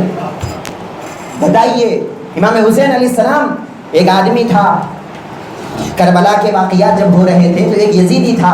کیا کیا اس نے؟ امام حسین علیہ السلام کے کوئی خیمے کو آگ لگا دیا. جہاں پر امام حسین کا خیمہ تھا اس خیمے کو آگ لگا دیا. جیسے ہی آگ لگا دیا، امام حسین علیہ السلام نے ایک نظر دیکھا. جیسے ہی ایک نظر دیکھا، وہ جو گھوڑے پہ بیٹھا ہوا تھا وہ گھوڑا تھوڑا سا بدکا، تھوڑا سا ہلا اور فوراً گھوڑا بھاگتا ہوا چلا گیا. کہاں پر؟ اس انگار میں. جب خیمہ چل رہا تھا تو جلانے والے کو لے کر جو ہے گھوڑا انگار میں چلا گیا اور وہ جلانے والا خود جل کے مر گیا. ایک نظر کا یہ کمال ہے کہ جلانے والے جل رہے ہیں. ایک نظر کا یہ کمال ہے کہ لوگ انگار میں چل رہے ہیں. بتائیے اگر امام حسین دعا کر دیتے تو امام حسین کی دعا کا کیا عالم ہوتا. حضرت حضور سیدنا غوث الاعظم رضی اللہ عنہ کا یہ واقعہ. حضور سیدنا غوث الاعظم رضی اللہ عنہ کے بارگاہ میں ایک بوڑھی عورت آئی, کہنے لگی کہ حضرت میرا نوجوان بچہ, اس کی شادی ہوئی تھی, اپنی بیوی کو لے کر آ رہا تھا سمندر کے راستے سے, کشتی اس کی ڈوب گئی اور وہ مر گیا. اس کی جو بیوی تھی, جو گھر تھا, جو بھی تھا, سب ڈوب گیا اور سب مر گئے. حضرت کچھ کیجئے, آپ کے پاس آئی ہوں, بڑی امید سے آئی ہوں. حضرت کیا کرتے ہیں, روایتوں میں آتا ہے جہاں پر حضرت بیٹھے ہوئے تھے اپنی خانقاہ میں, اپنے مقام پر, وہاں پر بیٹھے حضرت ہاتھ ایسا ڈالتے ہیں اور باہر نکالتے ہیں تو آپ کے آستین سے پانی ٹپک رہا ہوتا ہے. حالانکہ سمندر کو گئے نہیں, اپنی جگہ پر بیٹھے ہوئے ہیں, صرف ہاتھ آپ نے اونچا کیا, آپ کے آستین سے پانی ٹپک رہا تھا. بوڑھی پریشان ہو گئی, کہنے لگی کہ یہ کیا ماجرا ہے. کہنے لگے وہ جو کشتی ڈوب رہی تھی ہم نے ہاتھ ڈالا اور تیری کشتی کو ہم نے بچا لیا. ارے امام حسین کے پوترے ہیں, پڑ پوترے ہیں, امام حسین کے بیٹے ہیں. بیٹے کا یہ کمال ہے تو باپ کا کمال کیا ہوگا. الولد سر لابیہ, عربی میں بڑا مشہور مقولہ ہے, بیٹا جو ہوتا ہے باپ کا ہمراز ہوتا ہے. جیسے اس کے اندر جو کمالات ہوتے ہیں وہ پورے باپ کے ہوتے ہیں, اس کا خود ذاتی نہیں ہوتا, پورے باپ کے ہوتے ہیں. باپ کے صدقے میں اس کے اندر بھی تھوڑے آتے ہیں.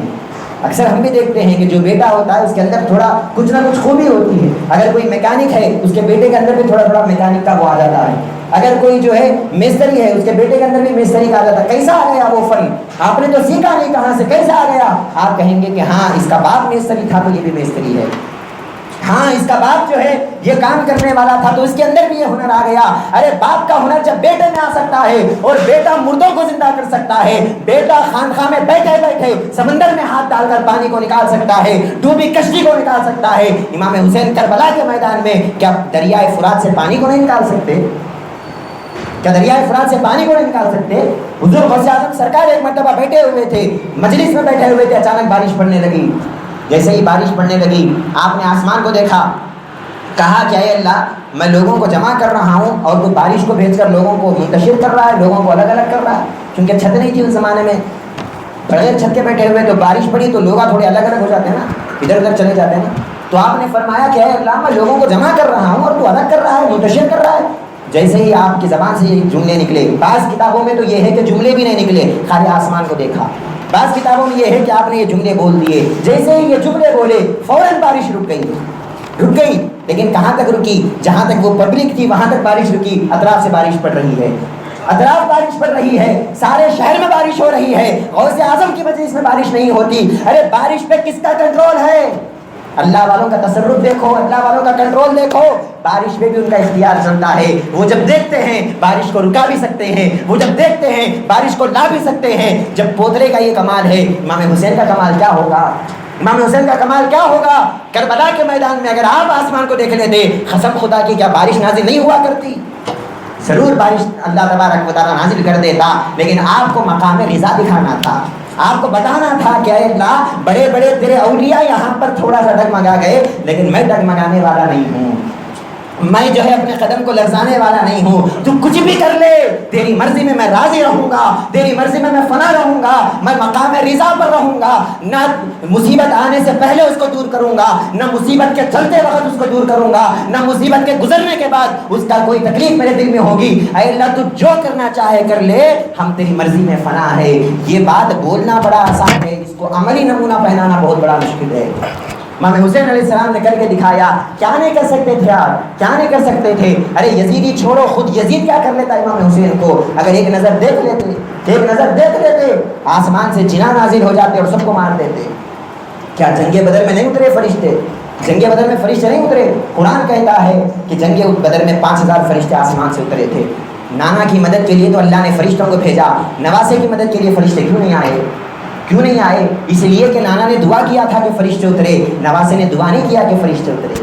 نواسا تو کہتا رہا کہ اے اللہ فرشتوں کی ضرورت نہیں ہے, اے اللہ جنات کی ضرورت نہیں ہے, اے اللہ میرے کسی کرامت کی ضرورت نہیں ہے. سب کرامتوں کو رکھتے ہوئے, سب اختیار کو رکھتے ہوئے, بس تیری رضا کے لیے, تیری خوشی کے لیے میں کیا کروں گا؟ صبر کروں گا, توکل کروں گا, رضا مقام رضا پر فائز ہوں گا اور اپنے تمام کنبے قبیلے کو لٹا دوں گا, لیکن اف تک اپنی زبان سے نہیں کروں گا.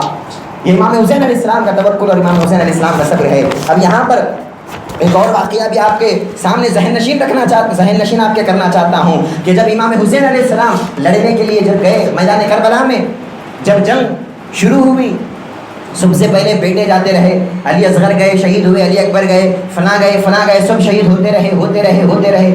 آخر میں سیدنا امام حسن حسین رضی اللہ عنہ آئے، گھوڑے پر آپ سوار ہوئے، اور گھوڑے پر جب سوار ہوئے حضرت علی رضی اللہ عنہ کی تلوار آپ نے لیا، سرکار دو عالم صلی اللہ علیہ وسلم کا امامہ آپ نے پہنا، اور جب میدان میں گئے، کربلا کے میدان میں گئے، روایتوں میں آتا ہے جہاں جہاں امام حسین علیہ السلام جاتے بس یزیدیوں کے سر اٹھتے ہوئے نظر آتے، تمام یزیدی کرتے جاتے، مرتے جاتے، امام حسین کو چھینے کی کسی میں ہمت نہیں ہوئی، امام حسین کو مارنے کی کسی کو ہمت نہیں ہوئی۔ ارے کیسے ہوتی؟ ان کی حفاظت کرنے کے لیے خود خدا بیٹھا ہوگا، ان کی حفاظت کے لیے خود مصطفیٰ ہے، ان کی حفاظت کے لیے سارے فرشتے ہیں، سب انتظار کر رہے ہیں کہ کب امام حسین اشارہ کریں گے اور فرشتے مدد کو آئے، کب امام حسین اشارہ کرے اور جنات مدد کو آئیں گے۔ امام حسین کہتے ہیں اے اللہ تو کچھ بھی کر لے میں اشارہ نہیں کروں گا، اے اللہ تو کچھ بھی کر لے میں صبر کروں گا، میں مقام رضا پر فائز ہوں گا، اپنے کنبے کا لٹاؤں گا، 3 دن بھوکا رہوں گا، 3 دن پیاسا رہوں گا، چھوٹے سے علی اصغر کو شہید کراؤں گا، علی اکبر کو شہید کراؤں گا، ایک ایک کر کے اپنے سارے کنبے کو لٹاؤں گا،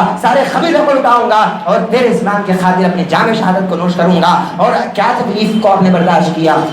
روایتوں میں آتا ہے کہ 70 پر 2 تیر آپ کے جسم پر چپ گئے تھے، 70 پر 2 تیر آپ کے جسم پر چپ گئے تھے۔ ارے تیر کی تکلیف کیسے محسوس ہوئی ہوں گی؟ جبکہ ان کے باپ کا عالم، ان کے والد کا عالم حضرت علی رضی اللہ عنہ کا عالم یہ ہے، پاؤں میں تیر چبھی تھی، جب نماز میں آپ ٹھہرتے ہیں تیر نکالتے ہیں، حضرت علی کو محسوس نہیں ہوتا۔ واقعہ سنیں نا، حضرت علی رضی اللہ عنہ نماز میں ٹھہرتے ہیں، تیر نکالی جاتی ہے، حضرت علی کو محسوس نہیں ہوتا۔ ارے یہ وہ گھرانے والے ہیں، تیروں کی تکلیف ان کو محسوس نہیں ہوتی، یہ وہ گھرانے والے ہیں، مصیبتوں کی پریشانی ان کو کچھ پریشان نہیں کر سکتی، یہ تو مصیبتوں میں بھی صبر کرنے والے، یہ پریشانیوں میں بھی توکل کرنے والے، مقام رضا پر فائز ہیں، جیسا باپ ہے ویسا بیٹا ہے۔ جیسے حضرت علی رضی اللہ عنہ کو تیر نکالا گیا، آپ کو محسوس نہیں ہوا، 72 تیر حضرت امام حسین کے جسم پر جو ہے لگ گئے تھے، لیکن امام حسین کو محسوس نہیں ہوا، امام حسین کو درد نہیں ہوا، امام حسین کو تکلیف نہیں ہوئی۔ اب آپ کہیں گے کہ کیسے تکلیف نہیں ہوئی؟ انسان ہوئے تو تکلیف ہونا نا، انسان ہے تو تکلیف ہونا نا۔ میں اسی لیے آپ کو زلیخا کی سہیلیوں کا واقعہ سنایا۔ یہ سوال نہیں آنا، کیوں نہیں آنا؟ جب حضرت یوسف علیہ السلام کے حسن کو دیکھا، اپنی انگلیوں کو کاٹ لیا، ان کو تکلیف کیوں نہیں ہوئی؟ اس لیے کہ ایک ایسا خوبصورت نظارہ دیکھ رہے تھے، اس نظارے کے سامنے تکلیف بیکار نظر آنے لگی۔ ارے یوسف علیہ السلام کے ایک حسن کی یہ تجلی ہے تو پھر اللہ کے حسن کا کیا کمال ہوگا؟ شہید جب شہادت کا جام نوش کرتا ہے، اللہ کا دیدار اس کو کرایا جاتا ہے، وہاں پر امام حسین اللہ کی بارگاہ میں ہے، یہاں پر شہید ہو رہے ہیں، یہاں پر 72 تیر چپ رہے ہیں، یہاں پر علی اصغر کو مارا جا رہا ہے، علی اکبر کو مارا جا رہا ہے، حضرت آپ کی چھوٹی سی شہزادی حضرت سکینہ کو تڑپایا جا رہا ہے، اور آپ کا یہ عالم ہے، اللہ کی بارگاہ میں بڑے خوش ہیں، اللہ کی بارگاہ میں بڑے خوش ہیں، اور کہتے ہیں کہ اے اللہ مجھے کچھ نہیں چاہیے، بس تو جتنا امتحان لینا چاہا میں صبر کر کے بتاؤں گا۔ قرآن کہتا ہے وَلَنَبْلُوَنَّكُمْ بِشَيْءٍ مِّنَ الْخَوْفِ وَالْجُوعِ وَنَقْصٍ مِّنَ الْأَمْوَالِ وَالْأَنفُسِ وَالثَّمَرَاتِ۔ ارشاد ربانی ہے کہ ہم تم کو ضرور آزمائیں گے، ضرور آزمائیں گے، تھوڑا سا ڈر دے کر آزمائیں گے۔ بشیء تھوڑا دیتے، زیادہ ڈر بھی نہیں، تھوڑا ڈر دیتے، بشیء من الخوف، ارے تھوڑا سا ڈر دیتے اور آزماتے، والجوع تھوڑی سی بھوک دیتے، بشیء پہ عطف ہے وہ پورا، تھوڑی سی بھوک دیتے، تھوڑا سا ڈر دیتے، تھوڑا سا مال کو کم کرتے، تھوڑے سے اولاد کو کم کرتے، بس یہ تھوڑا تھوڑا کر کے تم کو آزماتے۔ لیکن جب امام حسین کی باری آئی تو کہا کہ اب تھوڑا نہیں آزمایا جائے گا، اب پورا کا پورا آزمایا جائے گا، اب ان کے پورے کنبے اور قبیلے کو لٹا دیا جائے گا، اب ان کے پورے خاندان کو ختم کر دیا جائے گا، اب ان کے بھوک اور پیاس کو، تھوڑا تھوڑا بھوک اور پیاس نہیں ہوگی، بھوک اور پیاس کی شدت یہ ہوگی، اگر دریائے فرات میں پانی لینے کے لیے گئے تو تیر ملے گا لیکن پانی نہیں ملے گا، اور اس تکلیف کو برداشت کرتے ہوئے اگر امام حسین صبر کر لیے، فرمایا وبشر الصابرین، صبر کرنے والوں کے لیے پھر خوشخبریاں ہیں، صبر کرنے والے کے لیے پھر بشارتیں ہیں۔ وہ کیا خوشخبری ہے، وہ کیا بشارتیں ہیں؟ ارشاد فرمایا یا ایتھا النفس المطمئنہ ارجعی الی ربک راضیۃ مرضیہ۔ حضرت امام حسین علیہ السلام اس مقام رضا پر فائز تھے، ان کا نفس راضی تھا، اللہ جو بھی کر لے میں راضی ہوں۔ تو جس وقت شہید ہو رہے تھے امام حسین مقام رضا پر تھے، جس وقت تکلیف ہو رہی تھی امام حسین مقام رضا پر تھے، جس وقت بیٹوں کی شہادت ہو رہی تھی امام حسین مقام رضا پر تھے، اور صبر کر رہے تھے، شکر کر رہے تھے۔ جیسے ہی صبر اور شکر کیا، اللہ کی طرف سے آواز آئی اور کہا ارجعی الی ربک، اے حسین تو نے نے بڑا صبر کر لیا، تو نے ہمارے امتحان میں کامیاب ہو کے بتا دیا، اب ہم کو تیرا امتحان نہیں لینا ہے، اب آ جاؤ اپنے رب کی طرف، ارجعی الی ربک، آ جاؤ، اب تم تمہارے رب کے منتظر نہیں، تمہارا رب تمہارا انتظار کر رہا ہے، اب آؤ، اللہ تبارک و تعالیٰ تمہارا انتظار کر رہا ہے۔ ارے فادخلی فی عبادی، تو نے حقیقت میں اپنے بندے ہونے کا فرض ادا کر دیا، تو نے حقیقت میں اللہ تبارک و تعالیٰ کے عبد ہونے کا تو نے حق ادا کر دیا، اگر چاہتا تو کیا نہیں کر سکتا تھا، لیکن تو نے کچھ نہیں کیا اور صبر کر کے اللہ کا نیک بندہ ہوا اور اللہ کے نیک بندوں میں شامل ہو گیا۔ وادخلی جنتی، ارے جنت کیا، جنت کا سردار اب تو ہے، جنت کا سردار تو ہے، اسی لیے سرکار نے فرمایا کہ الحسن والحسین سیدہ شباب اہل الجنہ، یہ حسن حسین کوئی معمولی انسان تھوڑی نہ ہے، بڑے بڑے اولیاء کے قدم جہاں پر ڈگمگاتے ہیں ان کے قدم نہیں ڈگمگاتے، ان کے قدم نہیں ڈگمگاتے، اور یہ مقام رضا پر تھے، اور پھر اللہ تبارک و تعالیٰ کی جنت میں یہ لوگ داخل ہو گئے۔ ٹھیک ہے، اب یہاں تک بات سمجھ میں آ گئی کہ اللہ کے قریب جانا ہے، تو میں نے کیا بتایا کہ 3 مرحلے ہیں، پہلا مرحلہ صبر کا ہے، دوسرا مرحلہ توکل کا ہے، تیسرا مرحلہ رضا کا ہے۔ صبر میں ایک زاہدوں کا صبر ہے، ایک عاشقوں کا صبر ہے۔ زاہدوں کے صبر کی پھر 3 قسمیں، الصبر للہ یعنی حلال اور حرام پہ صبر کرنا، اس پہ آنے والی مصیبتوں کو صبر کرنا، شریعت پر عمل کرنے میں جو مصیبتیں آتی ہیں اس پر صبر کرنا۔ دوسرا ہے الصبر علی اللہ، یہ کیا ہے، اگر کوئی اچانک مصیبت آئی، پریشانی آئی جو روزمرہ آتی ہے زندگی میں، اس پر صبر کرنا۔ اور تیسرا کیا ہے، الصبر مع اللہ، جب اچانک حد سے زیادہ مصیبت آئے، جیسے حضرت ایوب علیہ السلام کو آئی تھی، اگر اس طرح اچانک کوئی مصیبت آئے تو بندہ اس پر بھی صبر کر لے، وہ الصبر مع اللہ ہے۔ پھر اس کے بعد یہ زاہدوں کا صبر، پھر عاشقوں کا صبر کیا ہے، الصبر عن اللہ، کہ اللہ سے وہ جو دور ہے وہی صبر ہے ان کا، اللہ سے دور رہ کے کیسا صبر کر رہے بھائی، چاہنے والے سے دور رہ کے کیسا صبر کر رہے، چاہنے والے سے ملاقات نہیں ہو رہی ہے تو وہ جو تکلیف ہے اس تکلیف میں صبر کر رہے ہیں، وہ الصبر مع اللہ، الصبر فی اللہ ہے، الصبر عن اللہ ہے۔ پھر اس کے بعد توکل، میں نے آپ کے سامنے بتایا توکل بھی 3 طرح کا ہوتا ہے۔ پہلا توکل یہ ہے، اگر اللہ نے کچھ دیا تو شکر کرنا، اگر اللہ نے کچھ نہیں دیا تو راضی رہنا اور صبر کرنا۔ اور دوسرا توکل یہ ہے کہ اللہ دیو یا نہ کو دیو، یہ دو بھی آپ کے پاس برابر ہونا، آپ ملے تو بھی شکر کرنا، نہیں ملے تو بھی شکر کرنا۔ اور تیسرا مقام یہ بتایا توکل کا کہ اگر آپ کو کچھ نہیں ملتا ہے تب کہیں جا کر آپ شکر کرنا اور یہ بولنا کہ اچھا ہوا اللہ نے مجھے نہیں دیا، یہ تھا توکل۔ پھر اس کے بعد مقام رضا، مقام رضا میں پھر 3 بتایا۔ پہلا کیا بتایا، مقام رضا کا پہلا یہ ہے کہ آنے والی مصیبت آپ کو معلوم ہے کہ آنے والی ہے، اس کو دور کرنے کی طاقت بھی تھی لیکن آپ نے اس کو دور نہیں کیا، آپ نے اس مصیبت کو آنے دیا۔ ترک الاختیار قبل القضاء، قضاء آنے سے پہلے، تقدیر کا فیصلہ آنے سے پہلے اس کو آپ کو اختیار تھا کہ اس کو دور کرے لیکن آپ نے اس کو دور نہیں کیا، یہ تھا پہلا۔ اور دوسرا مقام رضا کیا ہے، اگر تکلیف آ گئی اور گزر رہی ہے تو تکلیف کے گزرتے وقت دل میں کوئی خیال نہیں ہونا، دل خوش ہونا، دل بڑا خوش ہونا اور کہنا کہ اللہ کی طرف سے مصیبت آئی ہے، میرے یار نے آج مجھے آزمایا ہے، میرے دوست نے مجھے آزمایا ہے۔ قرآن میں اللہ کیا پیارا انداز ارشاد فرمایا، کہا قل لن یصیبنا الا ما كتب اللہ لنا هو مولانا، ارشاد فرمایا کہ اے پیارے نبی آپ کہہ دیجئے کہ جو بھی تم کو پہنچتا ہے، مصیبتیں یا تکلیفیں جو بھی آتی ہے، یہ وہی ہے جو اللہ نے تمہارے لیے لکھا ہے۔ اور وہ اللہ کون ہے، ہوا مولانا، ارے وہ تمہارا دوست ہے، وہ تمہارا دوست ہے، کوئی دشمن نہیں ہے، مصیبتیں دے کر تم کو آزمانا چاہتا ہے، بس تمہارا ٹیسٹ لینا چاہتا ہے اور تم تھوڑا صبر کر لو، تھوڑا صبر کر لو۔ تو یہ ایک کیفیت مقام رضا کی ہوتی ہے۔ اور پھر کیا ہے، اگر تقدیر کا فیصلہ گزر گئے، پریشانی آ گئی اور گزر گئی، لیکن وہ گزرنے کے بعد بھی آپ کے دل میں شکایت نہیں ہونا کہ انہیں میرے ساتھ ایسا کرا تھا، انہیں میرے ساتھ ویسا کرا تھا، اس کی وجہ سے یہ تکلیف آئی تھی، اس کی وجہ سے وہ تکلیف آئی تھی، نہیں، فاعل حقیقی اللہ ہے، وہ تکلیف اللہ نے دیا تھا اور اللہ نے دور کر دیا۔ امام زین العابدین رضی اللہ عنہ جو حضرت حسین کے بیٹے ہیں، فرزند ہیں، آپ کے متعلق یہ بات آئی ہے کہ کربلا کا واقعہ ختم ہونے کے بعد حضرت زین العابدین رضی اللہ عنہ مدینے کے باہر کہیں پر جو ہے قیام فرمائے، وہاں ٹھہرے تو ان کے پاس ایک آدمی آیا، مسافر تھا، ایک آدمی آیا، امام زین العابدین رضی اللہ عنہ جو امام حسین کے بیٹے ہیں، کربلا کے پورے تکلیف اپنی آنکھوں سے دیکھے سو ہیں، مقام رضا والے ہیں، مقام رضا والے ہیں، معمولی انسانہ نہیں ہے، کربلا کے پورے تکلیف اپنے آنکھوں سے دیکھے ہوئے ہیں۔ ایک مسافر آیا، ایک سفر کرنے والا مسافر آیا، جب آیا تو آپ نے کیا کیا، اس کے کھانے کا انتظام کیا، اس کو اپنے گھر میں پناہ دیا، رات میں اس کے سونے کا انتظام کیا، اور جب وہ جا رہا تھا تو اس کے لیے انہوں نے کچھ توشہ وغیرہ کا انتظام کیا، اور سفر کے تمام جو ہے جو بھی ہوتے ہیں اس زمانے کے تمام جو ہے تیاریاں جو ہوتے ہیں آپ نے وہ پورے کے پورے اس کو کر کے دیا۔ جب وہ جا رہا تھا تو اس نے پلٹ کے کہا کہ اے امام زین العابدین، شاید آپ مجھے نہیں پہچانے، شاید آپ مجھے نہیں پہچانے، اگر پہچان لیتے تو ایسا سلوک میرے ساتھ نہیں کیا کرتے، اگر پہچان لیتے تو میرے ساتھ ایسا کام نہیں کیا کرتے۔ تو امام زین العابدین فرماتے ہیں کہ کس نے کہا کہ میں نے نہیں پہچانا؟ میں تو اسی وقت پہچان گیا جب تو میرے گھر کو آیا تھا۔